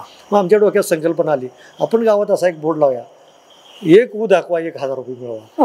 मग आमची सगळी लोक हसायला डॉक्टर वगैरे म्हणले अहो ते काय सांगताय अण्णासाहेब हे काय तर संकल्पना म्हणले ते काय एक ऊ दाखवा 1000 म्हणलं मग स्वच्छता कसली डोक्यात वा असतील आणि जर आमच्या मुलांच्या डोक्यामध्ये महिलांच्या डोक्यामध्ये वा असतील तर त्यांचं लक्ष कसं लागेल आणि मग ती कसली स्वच्छता आल्या.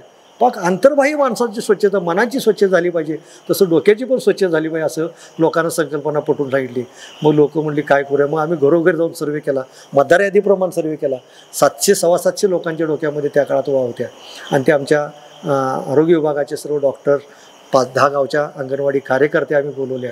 आमच्या तरुण मंडळाच्या मुली बोलवल्या एकत्र कॉलेज जाणाऱ्या आणि त्यांना ट्रेनिंग दिले 1-2 तासाचं.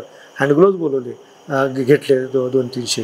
सांगलीच्या मेडिकल असोसिएशनकडनं मदन पाटील त्यावेळेला आमदार होते त्यांनी आम्हाला दिनकर पाटील मदन पाटील यांनी आम्हाला मदत केली आणि तिथले मेडिकल असोसिएशनकडनं लायसेल औषध आम्हाला मिळवून दिलं.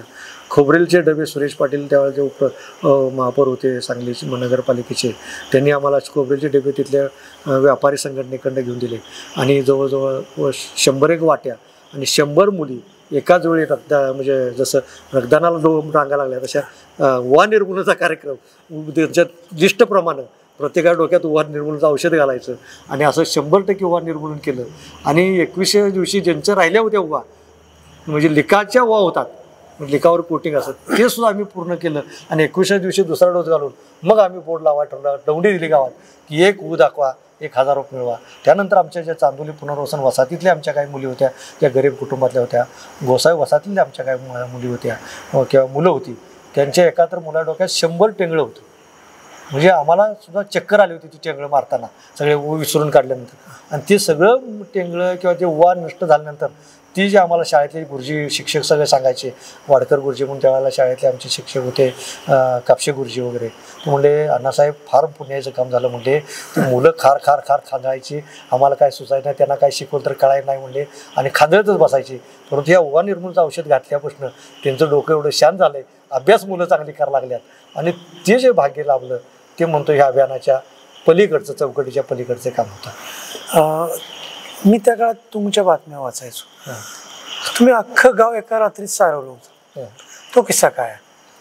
तुंगचा स्वच्छता अभियानमध्ये तालुक्यात म्हणजे विभागात आला होता तालुक्यात नंबर आला होता जिल्ह्याचा नंबर आला होता विभागाची कमिटी येणार होती आणि विभागाची कमिटी येणार होती त्यावेळेला आमचे जेव्हा तत्कालीन उपमुख्य कार्यकारी अधिकारी ग्रामपंचायत मान्य मल्लीनाथ कलशेट्टी त्यांचा आमच्यावर फार जीव होता आणि ते आम्हाला खूपच मार्गदर्शन चांगलं करायचे आणि प्रत्येक गावातल्या कार्यक्रमामध्ये ते जिल्ह्यात नंबर आल्यानंतर त्यांनी आपलं गाव राज्यात आल्याचं येण्यासाठी आमचे तत्कालीन शिव गोविंदराज साहेब KH गोविंदराज साहेब आणि कलशेट साहेब दररोज तुंगाला त्यांनी व्हिजिट करायची आणि आम्हाला माहिती द्यायची काय तर नवीन कल्पना करायला संकल्पना करायला मदत करायची. शेवटच्या टप्प्यात झालं की विभागात नंबर येणार आहे आणि मग कलशेटी साहेब आदल्या दिवशी आले ना 2 दिवस कमिटी दुसऱ्या दिवशी येणार होती आणि म्हणले गावात सगळीकडे माती आहे धुळा आहे आणि बाकीचे गावं जर बघितलं तर त्याच्यापेक्षा सुंदर आहेत सगळे डांबरीकरण वगैरे झाले आणि आपल्याकडे एवढं डांबरीकरण वगैरे नाही गावं रस्ते स्वच्छ नाहीत खडीचे रस्ते आहेत मातीचे रस्ते आहेत मग काय करता येईल मग ते सारवून काढले पाहिजे अशा प्रकारे संकल्पना आली आणि ही मला कलशेटी साहेब असं सांगत असताना आमच्या ज्या अंगणवाडी कार्यकर्त्या मदतनीस तिने ऐकलं आपल्या गावाचा नंबर कदाचित जाईल त्याच्यामुळं असं त्यांचं सहज बोलता तोंड गेल्यावर ह्या महिलांना काही राहुल नाही तिने जाऊन स्वतः सगळे दौंडी दिली आणि साहेब गेले तर मला 5 वाजता सगळे अंगणवाडी कार्यकर्ते सांगत आले आम्ही सगळ्या महिलांना बोलवलं ते आपल्या गावचा नंबर येण्यासाठी गाव सारवून काढायचं असं आमच्या सगळ्या डोक्यात संकल्पना आल्या आणि म्हणलं चांगली गोष्ट आहे पण मग सगळ्या महिला एकत्र आल्या न दौंडी देता न काय सांगता एक रिक्षातून नुसती त्या आमच्या महिलाच बसल्या आणि महिलांनी दौंडी दिली आणि सांगितलं की चला ग्रामपंचायतीपाशी चला गावाच्या उद्या स्वच्छता अभियान कमिटीमध्ये नंबर येण्यासाठी गाव सारवून काढायच्यासाठी आपण महिलांची मिटिंग घेतोय. 1001 महिला कुठल्याही प्रकारची दौंडी नोटीस न देता जमल्या होत्या आणि त्या सगळ्या महिलांनी सांगितलं की आम्ही आज संध्याकाळी तुम्ही म्हणाल त्यावेळेला आम्ही येतो आणि सगळं गाव सगळं सारवून काढतो आमची अंगणं तर स्वच्छ करतोच पण गावातले रस्ते कच्चे रस्ते सगळे सारवून काढूया अंगणवाडीचा परिसर शाळेचा परिसर सगळा सारवून काढूया आणि त्यासाठी लागणार शेण कुठून आणायचं मग तरुण मंडळाची पोरं तयार झाली आणि त्या तरुण मंडळाच्या पोरांनी 5-6 ट्रॅक्टर घेतले काय आमच्या तरुण मंडळाच्या पोरांनी जाऊन सांगलीला भास्कर पाटील किंवा सचिन डांगे वगैरे सगळ्यांनी सांगलीला गेले, मदन पाटलांच्याकडं अग्निशामक 2 गाड्या बोलून घेतल्या आणि तिने इमर्जन्सी सोडून गाड्या बाकीच्या एक टँकर तिथनं पण काय सांगलवाडीतला काय टँकर आमचे वाडकर डॉक्टर त्यांच्या मुलाचा गोठा होता कारंदवाडीत, ते म्हणजे आमच्या जनावरांची 100 मसरांचा गोठा आहे तिथनंच 5-6 टॉले शेण आणलं आणि शेण सगळ्या ग्राउंडवरनी किंवा जिथं मोकळ्या जागा होत्या तिथं टाकलं. महिलांना पाण्याच्या टँकरनं मारायला चालू केलं आणि रात्री 8 वाजता जे महिलांनी सारवायला चालू केलं ते पहाटे 3 वाजेपर्यंत अगदी गाव सगळं सारवून काढलं. मग आमच्या तरुण मंडळाच्या मुलांनी रांगोळ्या काढल्या, पताका उभा केल्या आणि सर्वसाधारण कमानी नारळाच्या जावळीच्या उभा केल्या आणि दुसऱ्या दिवशी कमिटी 2 वाजता येईपर्यंत सगळं गाव जसं एखाद्या घरात मुलगी बघायला येताना जसं वातावरण असते तसं तयार झालं आणि सारं गाव सगळं सारवून काढलं. गटारी सकट लोकांनी कच्चे रस्ते गटारी सगळं सारवून काढलं आणि गावात माती चिमूटभर बघायला मिळणार नाही अशी अवस्था गावातल्या लोकांनी. एका वेळेला 5,000 लोक बाहेर आली, म्हणजे काय किमया घडते 1-2-4 तासात ही मी माझ्या डोळ्यानं बघितलं त्या रात्री. सुगंध पण एकसारखाच. तो एक किस्सा आहे की मग लोकांच्या मुलांच्या मनामध्ये वेगळ्या संकल्पना यायच्या. मग रांगोळी काढून झाली. मग लोक म्हणले की आमच्या इथले मिंचे सावकर म्हणून होते, ते म्हणले अण्णासाहेब आपल्या गावात तुम्ही म्हणताय तसं काहीतरी वेगळं करायचं म्हणताय, तर मी म्हणलं गुड्या उभा करूया का सावकर, तर मग ते म्हणले चांगली गोष्ट आहे म्हणले. मग ढिगे दादा, मिंचे सावकर, डॉक्टर काका आमचे जे होते सगळे मंडळी, दिनकर तात्या, दिनकर डांगे आमचे तिथले माझे होते, महादेव मामा नलवडे, रघुनाथ नारायण वगैरे आमची जुनी मंडळी सगळी, माझी सरपंच सगळी एकत्र आले. म्हणजे सगळ्यांनी आम्ही जाऊन गलोगलीतून सांगतो आणि घराघरात दौंडी देऊन फिरून लोकांनी घरोघरी स्वच्छतेची गुढी उभा करा, आपलं गाव स्वच्छतेच्या गुढीचा उभा केली पाहिजे आणि तरच आपण एकरंगात आहे. पाडव्याला एखाद्या घरात गुढी चुकली असेल, सर्व जाती धर्माच्या लोकांनी स्वच्छतेची गुढी, अगदी आमच्या छपरावर सुद्धा लोकांनी ज्यांच्याकडे काय पातळं नवीन होती तिने टावेल का होईना नवीन बांधून एक बारकी मोठी काठी घेऊन तिची गुढी उभा केली आणि घरोघरी स्वच्छतेची गुढी उभा केली. त्याच्याबरोबर गावात एक प्रकारचा एक रंग दिसला झाला, एक रांगोळी झाल्या, गुढ्या उभा केल्या. अजून काय करता येईल दुपारपर्यंत 12 वाजेपर्यंत लोक चर्चा करायला आली. आमच्या तरुण मंडळाच्या कार्यकर्ते विनोद पाटोळे वगैरे म्हणजे एक सरकारचा सुगंध सगळ्या गावात कमिटीला सगळ्याच गलीत, म्हणजे मागासवर्गीय वसाहतीत जावा, चांदोली वसाहतीत जावा, गावातल्या कुठल्याही बंगल्यात जावा, एकच सुगंध आला पाहिजे, असा एकोपा गावात दिसला पाहिजे. मग एकच प्रकारच्या उदबत्त्या अगरबत्त्या झेड ब्लॅक नावाच्या आणल्या आणि सगळ्या घरोघरी तरुण मंडळाच्या पोरांनी एका तासात वाटल्या आणि मागणं कमी आली की सगळी पुढे एक 10-15 मिनटं सगळी लोकांची एकच सुगंध झेड ब्लॅकचा सगळीकडे सुगंध. कमिटीला पण कळणार, गावातल्या ह्या कोपऱ्या असलं त्या कोपऱ्याला एकसारखाच वास येतोय, म्हणजे असं वेगळी संकल्पना. त्याच्याबरोबर लोकांनी म्हणजे एक गावात सगळीकडे म्हणजे कोणी पोवाडा लावता कामा नये, सगळं वेगळं दिसता कामा नये, कोण गाणं लावल कोण गीत लावल चौकात. मग चौकात मुलांनी 1:30 वाजता संत गाडगेबाबा चा फोटो आणि संत छत्रपती शिवाजी महाराजांचा फोटो ठेवला आणि तिथं एक गायत्री मंत्रांची कॅसेट लावली आणि ब्लॅकची अगरबत्तीचा सुगंध आणि गायत्री मंत्रांचा घोष असा 50 ठिकाणी गावात एकाच वेळेला घरात ज्यांच्या टेपो तिने पण गायत्री मंत्रांची कॅसेट आणून लावली आणि मग गावात सगळी गेलं की एकच सुगंध, एकच धून आणि एकच फोटो, असं लोकांना भारावून सोडणारं वातावरण निर्माण झालं आणि गावाचा स्वच्छता अभियानमध्ये त्यावेळेला विभागात नंबर येण्यासाठी तिची मदत झाली. मल्लीनाथ कलशेट्टी साहेब रात्रीशी तुमच्या गावातलं श्रमदान बघायला आलते, तो किस्सा सांग. आमच्या गावातला काय होतं की रात्रंदिवस श्रमदान चालायचं. कलशेट्टी साहेब आमचे गोविंदराज साहेब हे रात्री बऱ्याच वेळा 12-1 वाजता आमच्या गावात थांबायचे. त्यांनाही सुद्धा त्या अभियानाची म्हणजे त्यांनी सुद्धा झोकून दिलं होतं. शिव म्हणून IAS ऑफिसर म्हणून गोविंदराज साहेब, कलशेट्टी साहेब आमचे तर आमच्या गावचे असल्यासारखे झाले होते. त्यांना तुंग म्हणजे त्यांचं माहेरघर असं झालं होतं आणि त्यांना ते बघायचं होतं. त्यांनी किती हुशार श्रमदान करताय आणि आम्ही मिंचेमळा ते इकडं डेक्कन असं दोन्ही बाजूचा जे रस्ता आहे तुंगमध्ये येणारा तो दोन्ही बाजून स्वच्छ करायला ठरला आणि ते बघायला आले होते. तिने सर्वसाधारण 9-9:30 वाजता जी आली होती तिने बघायला, ते रात्री 10 वाजले, 10:30 वाजले, 11 वाजले तर श्रमदान मुलं करतायचं. 450-500 मुलं होती. चार्जिंग बॅटऱ्या आणि ही पेटवून उजेडात प्रकाशात डेक्कन मोलाशीपर्यंत सगळा जो 1.5 किलोमीटरचा दोन्ही बाजूच्या साईड पट्ट्या म्हणजे तुंगात एसटी आली किंवा डोंगात कुठली गाडी तुंगाच्या परिसरात प्रवेश केली तिकडे डेक्कनकडे येऊन दे किंवा इकडे मिंचेमळ्याकडे येऊन दे, लोकांना वाटलं पाहिजे की स्वच्छ सुंदर गावामध्ये आलं पाहिजे आणि तिथली झाडाच्या खालच्या फांद्या, पळलेल्या फांद्या, पाला पाचोळा सगळा स्वच्छ करून लोकांनी असं करायचं चालू केलं होतं आणि हे ते बघत होते लाईव्ह सगळ्या कलशेट साहेब, गोविंदराज साहेब.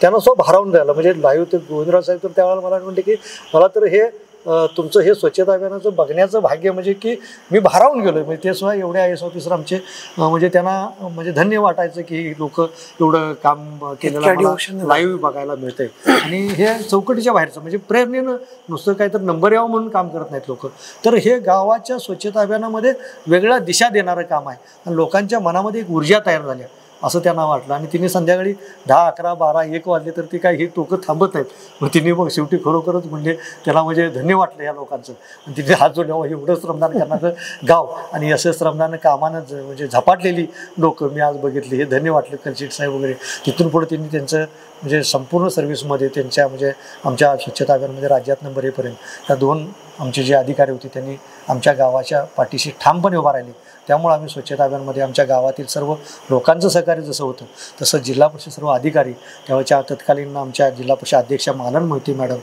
उपाध्यक्ष बबनराव बिनाळे दादा यांनी त्यामध्ये एवढं झोकून दिलं आमचे आपटे काका म्हणून माझे पंचायत समिती सदस्य होते ते डिग्रजचे होते पण ते सुद्धा एवढे भारून घ्या ते रात्री 2 वाजता आम्ही त्यांना नेऊन त्यांच्या डिग्रजमध्ये सोडणार पण दिवसभर ते तुंगात सकाळी 8 वाजले तुंगात येणार म्हणजे काही लोकांना आमच्या सगळ्या ह्या पदाधिकाऱ्यांनीसुद्धा ते स्वच्छता अभियानाचं म्हणतो की आपण ज्याला वेळ लागलं असं वेळ लागल्यासारखं काम झालं होतं गावातल्या लोकांना तर वेळ लागलं होतं ती लोक ते त्या स्वच्छता अभियानात वेळी झाली ती महिला पुरुष लहान मुलं अगदी लहान मुलगा जरी असला तरी गावातला कपटा जरी पडला तरी ती खिशातनं घालून गावाकडे घराकडे न्यायचा किंवा ती कचरा कुंडीत नेऊन टाकायचा अशी त्यांची प्रथा झाली उघड्यावर संडासला जाण्याचं लोकांचं प्रमाण आम्ही बंद केलं तेव्हा निर्मल ग्रामची वगैरे योजना नव्हती पण त्याच्या अगोदर आमच्या मनामध्ये की उघड्यावर कोणी शौचाला जाऊ नये उकिरड्याचं पण आम्ही व्यवस्थापन करायला चालू केलं होतं त्याच्यामध्ये सुद्धा कचरा व्यवस्थापनामध्ये चांगली आघाडी घेतली घंटागाडी त्या माध्यमातून आणि गावाला एक वेगळी दिशा त्याला म्हणतो आपण देण्याचं काम आणि स्वच्छता अभियानाला सुद्धा वेगळी दिशा देण्याचं काम हे आमच्या अधिकाऱ्यांच्या माध्यमातून आम्ही करू शकलो आणि त्या माध्यमातून रात्रभर श्रमदान झालं त्याचा एक किस्सा आहे रात्रभर श्रमदान 3:30 वाजले होते त्यावेळेला आम्हाला डेक्कनला आम्ही जेव्हा त्यामध्ये श्रमदान करत होतो डेक्कनपर्यंत असो 3:30 वाजलेत रात्री ते 3:30 वाजता आम्ही ग्रामपंचायतीमध्ये येऊन 3:30 वाजता त्यावेळेला झोपलो 3:30च्या रात्री आणि त्यावेळेला मग काय झोप लागणं म्हटल्यावर आमच्याबरोबर नवाळी गुरुजी नावाचे आमचे मित्र होते आणि ते म्हणले किंवा काय साहेब का झोप लागणं म्हणजे तुम्ही जेवलाय कधी म्हणलं काय सकाळी आठवत नाही म्हणलं आमच्या राऊतांच्या गल्लीत म्हणलं मी कुठतर पोहे खाल्लेलं आठवत आहे भाऊच्या घरी कुठतर भाऊ राऊतांच्या तिथं आणि नंतर कुठतर मग घरी आम्ही चहा बिस्किट घेतले माझं काही लक्षात राहिलं नाही म्हणलं आणि हे श्रमदानाचा कार्यक्रम दिवसभर चालू आहे आपलं म्हणते आणि स्वच्छता अभियान त्यामुळे माझ्या काही लक्षात राहिलं नाही म्हणल्यावर तुम्ही जेवला नसाल म्हणजे जेवण झालं नसेल तुमचं कुठंच आणि तुम्ही विसरून गेला जेवायचं म्हणजे त्याला म्हणतो ताण भूक हरून काम करणं ते मी त्यावेळेला अनुभवलं याच डोळी याच देही म्हणजे एखाद्या माणसाला सकाळीपासून संध्याकाळपर्यंत जेवणाची सुद्धा भान राहू नये आणि मग तिने ती सगळा किस्सा सांगितलं मग माझ्या तुंगमधल्या माझ्या माई भगिनीने सगळ्या घराने मारुती निगवेकर माझा शिपाई त्याने माझी फार काळजी घेतली आणि तिने कधी कुठं जरी माझं चुकलं तरी मारुती मामा माझा एक भाकरी घेऊन मला रात्री कसं दिवसा कुठं असेल तिथे किंवा घेऊन जेवायला जायचं आणि कुठल्या घरापाशी मी गेलो आणि ते जर स्वयंपाक करायचं चालू असलं तर आमचे तरुण मंडळाचे कार्यकर्ते असतील आमच्या माई भगिनी असतील ते मला ओढून जेवायला घालायचे म्हणजे असा आदराचा भाग म्हणजे मी तुंगातल्या जवळजवळ 90% घरातून मी जेवलो असेल नाश्ता केला असेल एकही घर असं चुकलं नसेल की मी जिथं जेवलो नाही नाश्ता केला नाही इतकं जिव्हाळा त्या लोकांनी एवढं प्रेम त्या गावातल्या सगळ्या लोकांनी दिलं की जी माझ्या आयुष्यामध्ये मी विसरू शकत नाही की आयुष्यातला एक जो म्हणतो आनंदाचा क्षण मी खऱ्या अर्थानं नोकरी जगलो ज्याला म्हणतो आपण नोकरी केली नाही नोकरी जगलो ज्याला म्हणतोय जगणं असं तेच माझ्या हातनं घेतलं अतिशय सुंदर आणि हे सगळं भारावलेलं आणि मंतरलेले दिवस होते तुम्ही हागणदारी मुक्तीच्या बाबतीत पण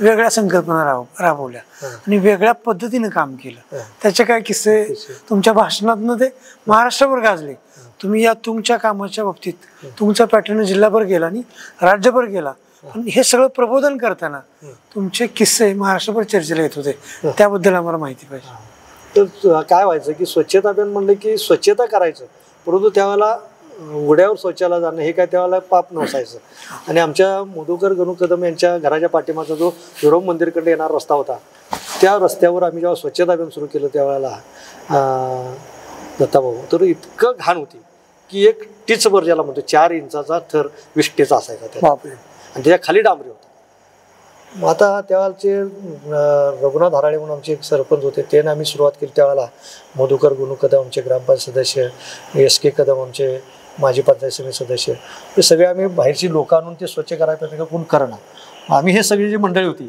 आम्ही ती घाण काढायला ठरवलं आणि हातात कुरी घेतली आणि तो रस्ता डांबरीपर्यंत सगळी घाण खरडून काढली. आम्ही 5-6 मीटर काढल्यावर त्या माणसांनी लाज वाटायला लागली, जे आम्ही कामाला बोलली होती लोक सांगलीसून. तर ती म्हणली अहो साहेब तुम्ही करायला लागला म्हणजे आम्हाला काय लाज वाटायची काम आहे. मग तिने हातात घेतला आणि तो रस्ता आम्ही स्वच्छ केला. आणि त्यानंतर आमच्या लक्षात आलं की लोक उघड्यावर का बसा यावर आम्ही चर्चा करायला चालू केली. मग मुलांच्या बरोबर चर्चा, महिलांच्या बरोबर चर्चा. आणि आमच्या असं लक्षात आलं महिलांच्या बरोबर आम्ही किती जरी शौचालय बांधली, पाण्याची सोय केली, लाईट लावली त्यात, तर महिला काय त्यात बसायच्या नाही. महिला चुका करून आपलं त्या गावंदरीला किंवा पांदीला जायच्या, काय थांबायला नाही, किंवा त्या शौचालयाच्या बाहेर जी मोकळी जागा होती तिथंच बसायच्या. मग आता ह्याला काहीतरी पर्याय काढा. मग आमच्या एक म्हाताऱ्या जे होते त्या महिलांच्यामध्ये म्हणजे मुलासारखं माझं प्रेम होतं त्यांचं माझ्यावर, त्या महिलांच्या आमच्या सगळ्या, आणि भावासारखं मला वाटायचं त्यांना. त्या म्हणले बाबा सांगू अण्णासाहेब तुम्ही म्हणताय हे आम्हाला आत बसा. तर म्हणले आम्ही कसं असतं की दिवसभर कामात व्यापात असतोय आणि आम्ही आत संडासमध्ये बसलं की त्या खोलीत ती बाई बंद असते, ह्या खोलीत मी बसते.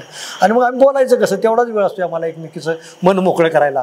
आणि तुम्ही जे संडास बांधल्या खोल्या म्हणले त्यात आम्हाला काही बसायचं नाही. मग आमच्या लक्षात आलं की आपण चूक केली, लोकांच्या म्हणजे लोकांना बोलता एकमेकाशी महिलांनी आलं पाहिजे, असं कम्युनिकेशन करता आलं पाहिजे, असं शौचालय बांधलं पाहिजे. मग एस के कदमांच्या घराजवळ आम्ही जे आमदार फंडातून नवीन शौचालय मंजूर करून घेतलं, आमचे त्यावेळचे शाखा अभियंता कांबळे साहेब म्हणून होते, मसुडगे साहेब, त्यांना विनंती केली की चौकटीच्या बाहेरचं एक डिझाईन आम्हाला करून द्या, तुमच्या नियमात बसून द्या. नाही बसली.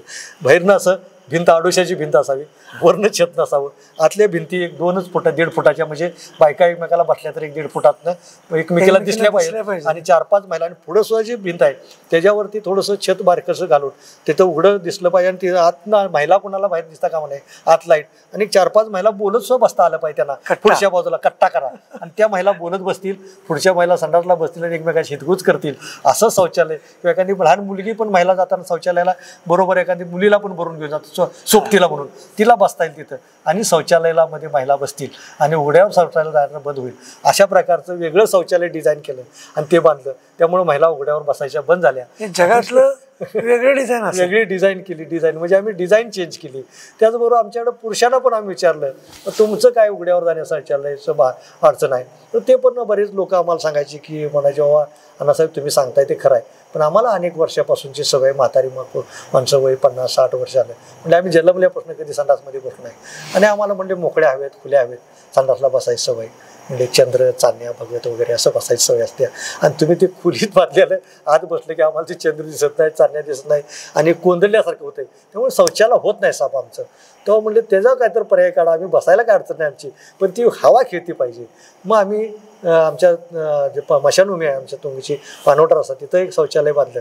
तिथलं वरचं टप गायब करून टाकलं. 5-4 फुटाचं, म्हणजे माणूस आत बसल्याला दिसता कामा नाही आणि त्याला हवा खेळती राहिली पाहिजे अशी रचना केली. आणि त्याला आम्ही चर टाईप संडास केलं. म्हणजे त्यात आम्हाला एखादं असं म्हटलं की ती चंद्र चांदण्या दिसणार तर ते बघा, चंद्र बघ, चांदण्या बघ, वरचं काय बघाय ते बघ, पण संडासला उघड्यावर बसलो आणि तिची विष्ठा शोषखड्ड्यामध्ये गेली पाहिजे.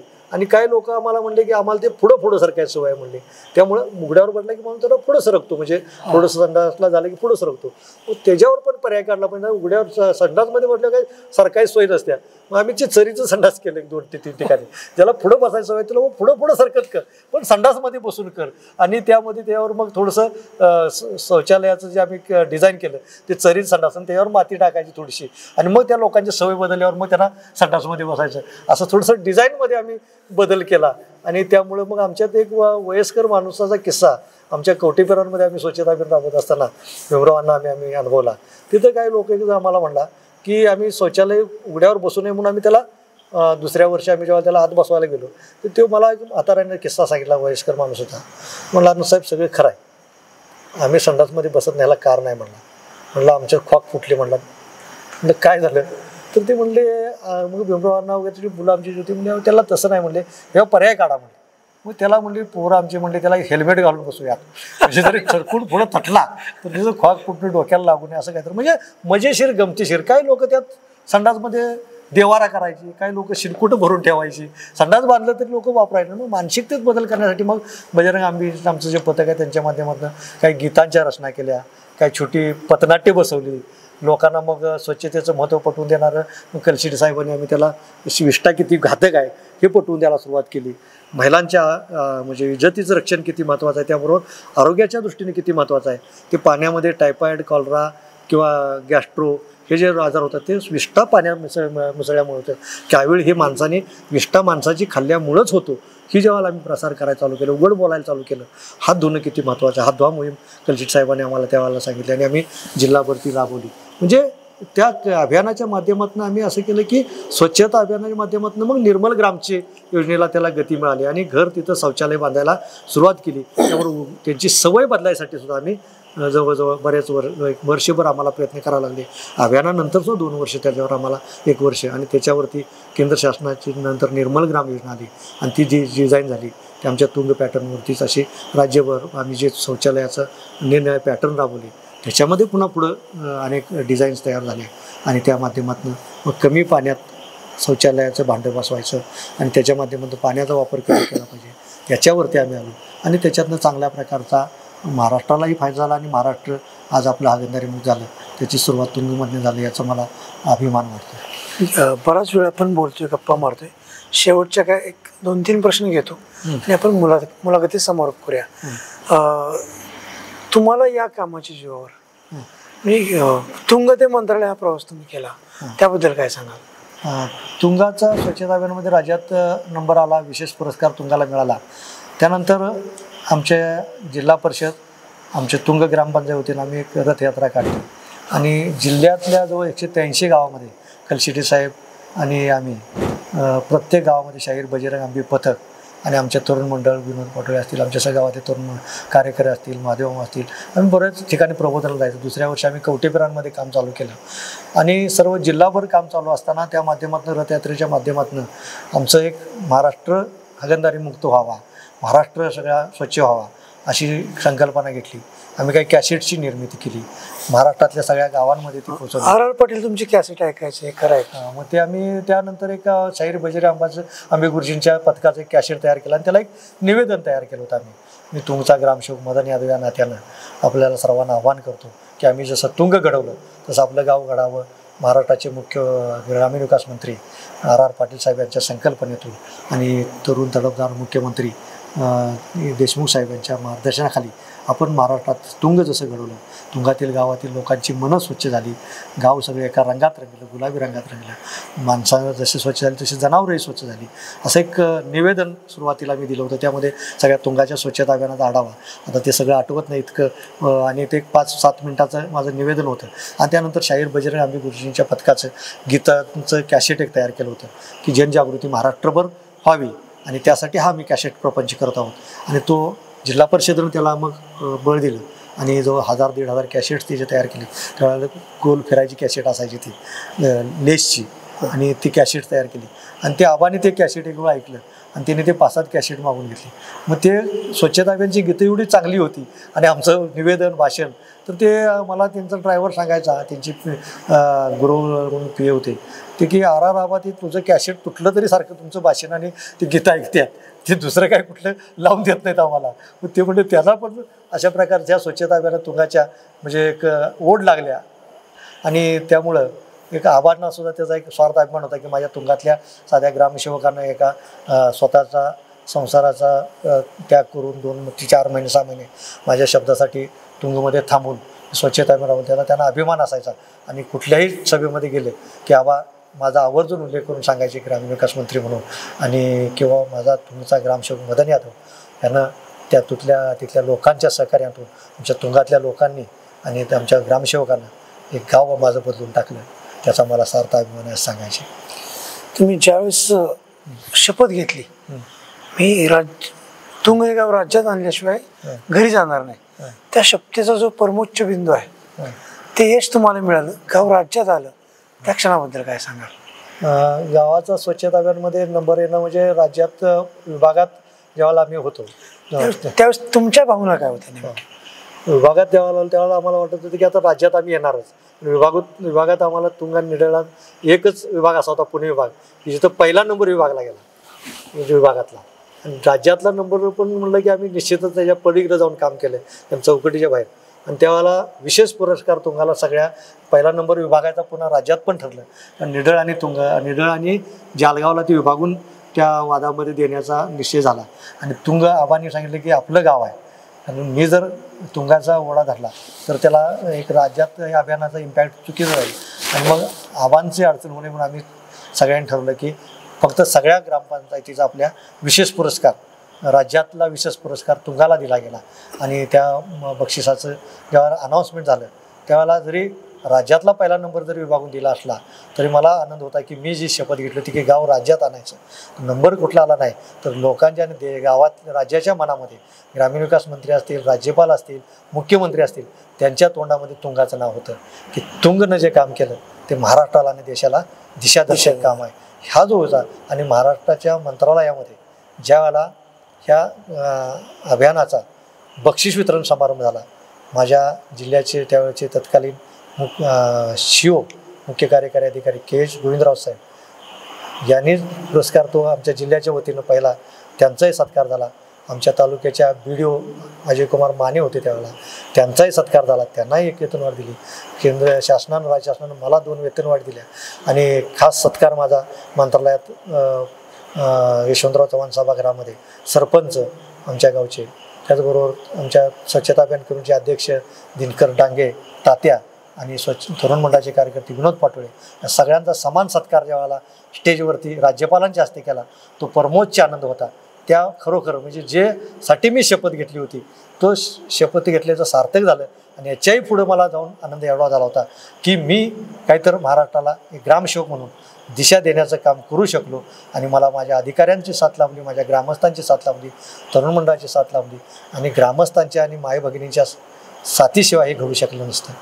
त्यांच्या ऋणात राहून मी स्वच्छता अभियान हे ह्या राज्याला आणि देशाला दिशा देणार करू शकलो त्याचा मला सार्थ अभिमान आहे. आणि त्यामुळं गावात अनेक गावं, त्यानंतर तुंगबरोबर राज्यातील जवळजवळ मला वाटते 1000 ते 1500 गावं गुलाबी रंगात रंगली. त्यानंतर मंत्रालयात माझी प्रतिनियुक्ती R.R. पाटील साहेबांनी खासबाब म्हणून आणि तत्कालीन आमचे शिओ होते बाजीराव जाधव साहेब त्यांच्या कालावधीमध्ये मला एक 2004 साली हे काम नुसतं एकट्या तुंगापुरतं मर्यादित न राहता राज्यभर गेलं पाहिजे म्हणून प्रतिनियुक्ती करून घेतली मंत्रालयामध्ये. त्या ठिकाणी संवाद क्षमता विकास कक्षामध्ये मानव संसाधन विकास तज्ज्ञ म्हणून मला साधा ग्राम विकास अधिकारी ते मंत्रालयातील सल्लागार या पदावरती कलशिटी साहेब राज्याचे समन्वयक होते त्यावेळेला. आणि त्यांच्या मार्गदर्शनाखाली तिथंही 3-3.5 वर्ष 4 वर्ष मला काम करण्याची संधी मिळाली. महाराष्ट्राला मार्गदर्शन करण्याची संधी मिळाली. आणि महाराष्ट्रभर संत गाडगेबाबा ग्राम स्वच्छता अभियानाबरोबर निर्मल ग्राम हे काम पोचवता आलं. आणि त्यामुळे महाराष्ट्र निर्मल झाला. आणि मी जेव्हा आणि आमचे कलशीर साहेब आणि राज्याचे आमचे त्यावेळेला प्रवीण दराडे सर, सुधीर ठाकरे साहेब आम्ही मंत्रालयात आमची टीम होती. त्या टीमच्या माध्यमातून महाराष्ट्रातील जवळजवळ सगळ्या देशातील गावं एका बाजूला आणि महाराष्ट्रातील निर्मल ग्राम एका बाजूला असायचे. म्हणजे देशाच्या बरोबरीनं महाराष्ट्र असायचा. महाराष्ट्र देशात एक नंबर आम्ही 2-3 वर्ष निर्मल ग्राममध्ये ठेवू शकलो. आणि निर्मल महाराष्ट्र आणि निर्मल भारत करण्यामध्ये आमच्या ह्या महाराष्ट्राच्या संत गाडगेबाबा ग्राम स्वच्छता अभियानाचा सिंहाचा वाटा होता. आणि त्यामध्ये R.R. पाटील साहेबांचा त्यांनी केलेल्या मार्गदर्शनाचा आणि आमच्या सर्व अधिकाऱ्यांचा आणि ग्रामस्थांचा सिंहाचा वाटा आहे. त्यांना हे अभियानाचा नंबर आणि मला मंत्रालयात जाण्याची संधी जी मिळाली ती माझ्या गावातील ग्रामस्थांच्यामुळे. कवठेपिराण आणि तुंग ही 2 गावं, तिथले भीमराव अण्णा असतील आमचे कवठेपिरांचे, तिथले ग्रामस्थ असतील कवठेपिरांचे आणि तुंगातील माझे ग्रामस्थ आणि सर्व तरुण मंडळाचे कार्यकर्ते, ह्यांचं जे सहकार्य लाभलं ते माझ्या जीवनामध्ये कधीही न विसरणार. आणि त्यांच्यामुळं मी आज इथंपर्यंत येऊ शकलो आणि काहीतरी जीवनामध्ये वेगळी दिशा घेऊन काम करू शकलो याचा मला अभिमान आहे. शेवटचाच प्रश्न, तुम्ही आत्ता सेवानिवृत्ती तुमची आहे येणाऱ्या 30 जूनला, तुम्ही ज्या दिवशी हे सगळं अभियान संपलं, नंबर आला आणि 4 महिन्यानंतर घरी गेला, तो क्षण, तो दिवस, तो क्षण कसा होता? आणि आता तुम्ही राज्याला काय सांगाल किंवा जे काम चालू आहे राज्यात जनतेला किंवा राज्यातील ग्रामस्थांना काय मेसेज द्याल किंवा भविष्यात तुमचं प्लॅनिंग काय आहे? आता 30 जूनला माझी सेवानिवृत्ती होती. आता शासकीय सेवेमध्ये जशी जॉईनिंग झाली की सेवानिवृत्तीचा दिवस फिक्सच होतो 58व्या वर्षी. आता 30 जून ही माझी नियमित वयोमानानुसार 58 वर्षे पूर्ण होत असल्यानं त्या 10 जूनला मला सेवानिवृत्ती होते. सेवानिवृत्ती ही शासकीय सेवेतून होती. माणसाची जनमानसात कधी सेवानिवृत्ती होत नाही जोपर्यंत तो जिवंत असतो, असं माझं धारणा आहे. आणि जसं मी तुंग घडवलं किंवा कवटेपिरांमध्ये आम्ही काम करू शकलो आणि महाराष्ट्राला दिशा देऊ शकलो, मग संत गाडगेबाबा ग्राम स्वच्छता अभियानाच्या नंतर निर्मल ग्रामच्या रूपानं, संवाद क्षमता विकास कक्षाच्या रूपानं, यशदाच्या रूपानं, नंतर माझ्या लक्षात आलं की आपण हे काम सतत तेवत राहिलं पाहिजे आणि त्यासाठी आपण काम केलं पाहिजे. ही उर्मी माझ्या मनामध्ये आजही आहे. आणि मी महाराष्ट्रातल्या सर्व तमाम जनतेला एवढं सांगेन की नुसतं आपण एखादं गाव घडवून उपयोग नाही, तर आपल्या मनामध्ये, आपल्या घरामध्ये, आपल्या स्वतःमध्ये बदल केला पाहिजे. आणि सुरुवात कोणत्याही कामाची करत असताना आपल्या स्वतःपासून करा. कारण का कसं होतं की आपण जेव्हा मी तुंगमध्ये स्वच्छता अभियान केल्यानंतर तुम्ही जेव्हा सांगता म्हणजे कर्म न्यायाचा सिद्धांताप्रमाणे आपण जेव्हा सांगतो, कर्म केलं तसंच सांगितलं, बोले तैसा चाले त्याची वंदाई बोले, तर ते लोकांना पटतं. नाही तर लोक काय म्हणतात की तुम्ही भाषणं केली, सांगितलं तर लोकांना पटत नाही. तर मी महाराष्ट्रातल्या लोकांना सांगितलं की आम्ही कर्मयोगी आहोत आणि तुम्हीही कर्मयोगी झालं पाहिजे. संत गाडगेबाबांनी जो संदेश दिला की तुम्ही स्वतः करा आणि मग लोकांना सांगा, मग मला महाराष्ट्रातल्या सर्व लोकांना सांगायचं आहे की आपण तुमच्या गावामध्ये, कोणत्याही गावामध्ये विकासाची प्रक्रिया घडत असताना स्वतःमध्ये परिवर्तन करा. बऱ्याच गावांमध्ये ठराव करून काम होत नाही, तर स्वतःमध्ये, तर आम्ही स्वतःमध्ये माझ्या जीवनामध्ये आणि माझ्या घरामध्ये माझ्या बदल केलेला आहे. माझं घर बांधताना मी लो कॉस्ट टेक्नॉलॉजीवर बांधलेलं आहे. माझा स्वतःच्या घरामध्ये मी 14 वर्षी TV बघणं बंद केलं आहे. त्यामुळं माझा मुलगा सुपर क्लास 1 होऊ शकला, UPSC क्रॅक करू शकला. तुम्ही मुलांना नुसतं सांगून उपयोग नाही, तर तुमच्यामध्ये पण त्यागाची भावना पाहिजे. आणि महाराष्ट्रातील जनतेला मला सांगायचं आहे की इथून पुढच्या कालावधीमध्ये मी महाराष्ट्राच्या सर्व जनतेसाठी किंवा आपला देश पुन्हा सुजलाम सुफला व्हायचा असेल किंवा स्वच्छ व्हायचा असेल, सुंदर व्हायचा असेल, तर पुन्हा मला नवीन संकल्पना घेऊन काम करण्याची उर्मी माझ्या मनामध्ये आहे. ती संकल्पना माझ्या रिटायरमेंटनंतर मी माझ्या डोक्यात आहे की जर एकत्र लोक आली चांगल्या विचाराची, ज्याच्यासोबत चांगले विचार असतात तो माणूस एकटा नसतो, म्हणून माझ्यासोबत चांगले विचार आहेत, तर तुमच्यासोबत महाराष्ट्रातल्यासोबत आपण सर्व चांगली परंपरा आहे आपल्या महाराष्ट्राला, संतांची परंपरा आहे, महाराष्ट्रासोबत चांगले विचार आहेत. महाराष्ट्र देशाला दिशा देऊ शकतो. तेव्हा महाराष्ट्राच्या माध्यमातून आपण देशाला दिशा देण्याचं काम महाराष्ट्रातील प्रत्येक ग्रामपंचायत, आमचा ग्रामसेवक ग्रामपंचायतचा अधिकारी असेल, आमचे शासकीय कर्मचारी असतील, मी शासकीय कर्मचारी म्हणून हे करू शकलो, तर तुम्हीही करू शकता. आमच्या गावचे ग्रामस्थ तुंगचे करू शकतात, कवटेपिरांचे करू शकतात, राळेगण सिद्धीचे करू शकतात, हिवरे बाजारचे करू शकतात, तर तुम्हीही करू शकता. म्हणजे ही संकल्पना आपण स्वतःच्या मनामध्ये जर जेव्हा पक्की केली की मी करणार असं जर आपल्या मनामध्ये आले आणि मी हे विकासाचं पर्व, आमच्या सगळ्यांच्या विकासाचं पर्व नवीन दिशेनं घेऊन जाणार आणि नवी दिशा देशाला देणार असं ठरवलं, तर आपल्या हातून उदात्त काम घडू शकतं. ते काम रिटायरमेंटनंतर, सेवानिवृत्तीनंतर या कामासाठी मी स्वतःला झोकून देणार आहे. आणि त्याच्यातून आता वेगळी दिशा घेऊन, म्हणजे कसं आहे की कमी कालावधीत गावाचा विकास कसा करायचा याचा एक पॅटर्न, जसं तुंगमध्ये 4 महिन्यामध्ये आम्ही 50 वर्षाचं काम उभा करू शकलो, तसं ठराविक कालावधीमध्ये एखाद्या गावाला जर वाटलं की माझं गाव परिवर्तनाच्या टप्प्यावर न्यायचं एकाच दिवशी, एका 6 महिन्यामध्ये, तर आपल्या गावाला 50 वर्ष जे काम करणं शक्य झालं नाही ते आपण 5 ते 6 महिन्यामध्ये आपला घडवू शकतो. आपला राज्य, आपलं गाव, जिल्हा आपण स्वच्छ करू शकतो आणि देशाला स्वच्छतेच्या एका नव्या टप्प्यावरती नेऊ शकतो, याचा मला विश्वास आहे. गेले तासभर आपण एका कर्मयोगाचा प्रवास ऐकतोय. तुंगगाव उभं कसं राहिलं, तुंगगाव स्वच्छ कसं झालं आणि या गावानं राज्याच्या धोरणाला दिशा कशी दिली, हा प्रवास आपण मदन यादव साहेबांच्या तोंडून ऐकला.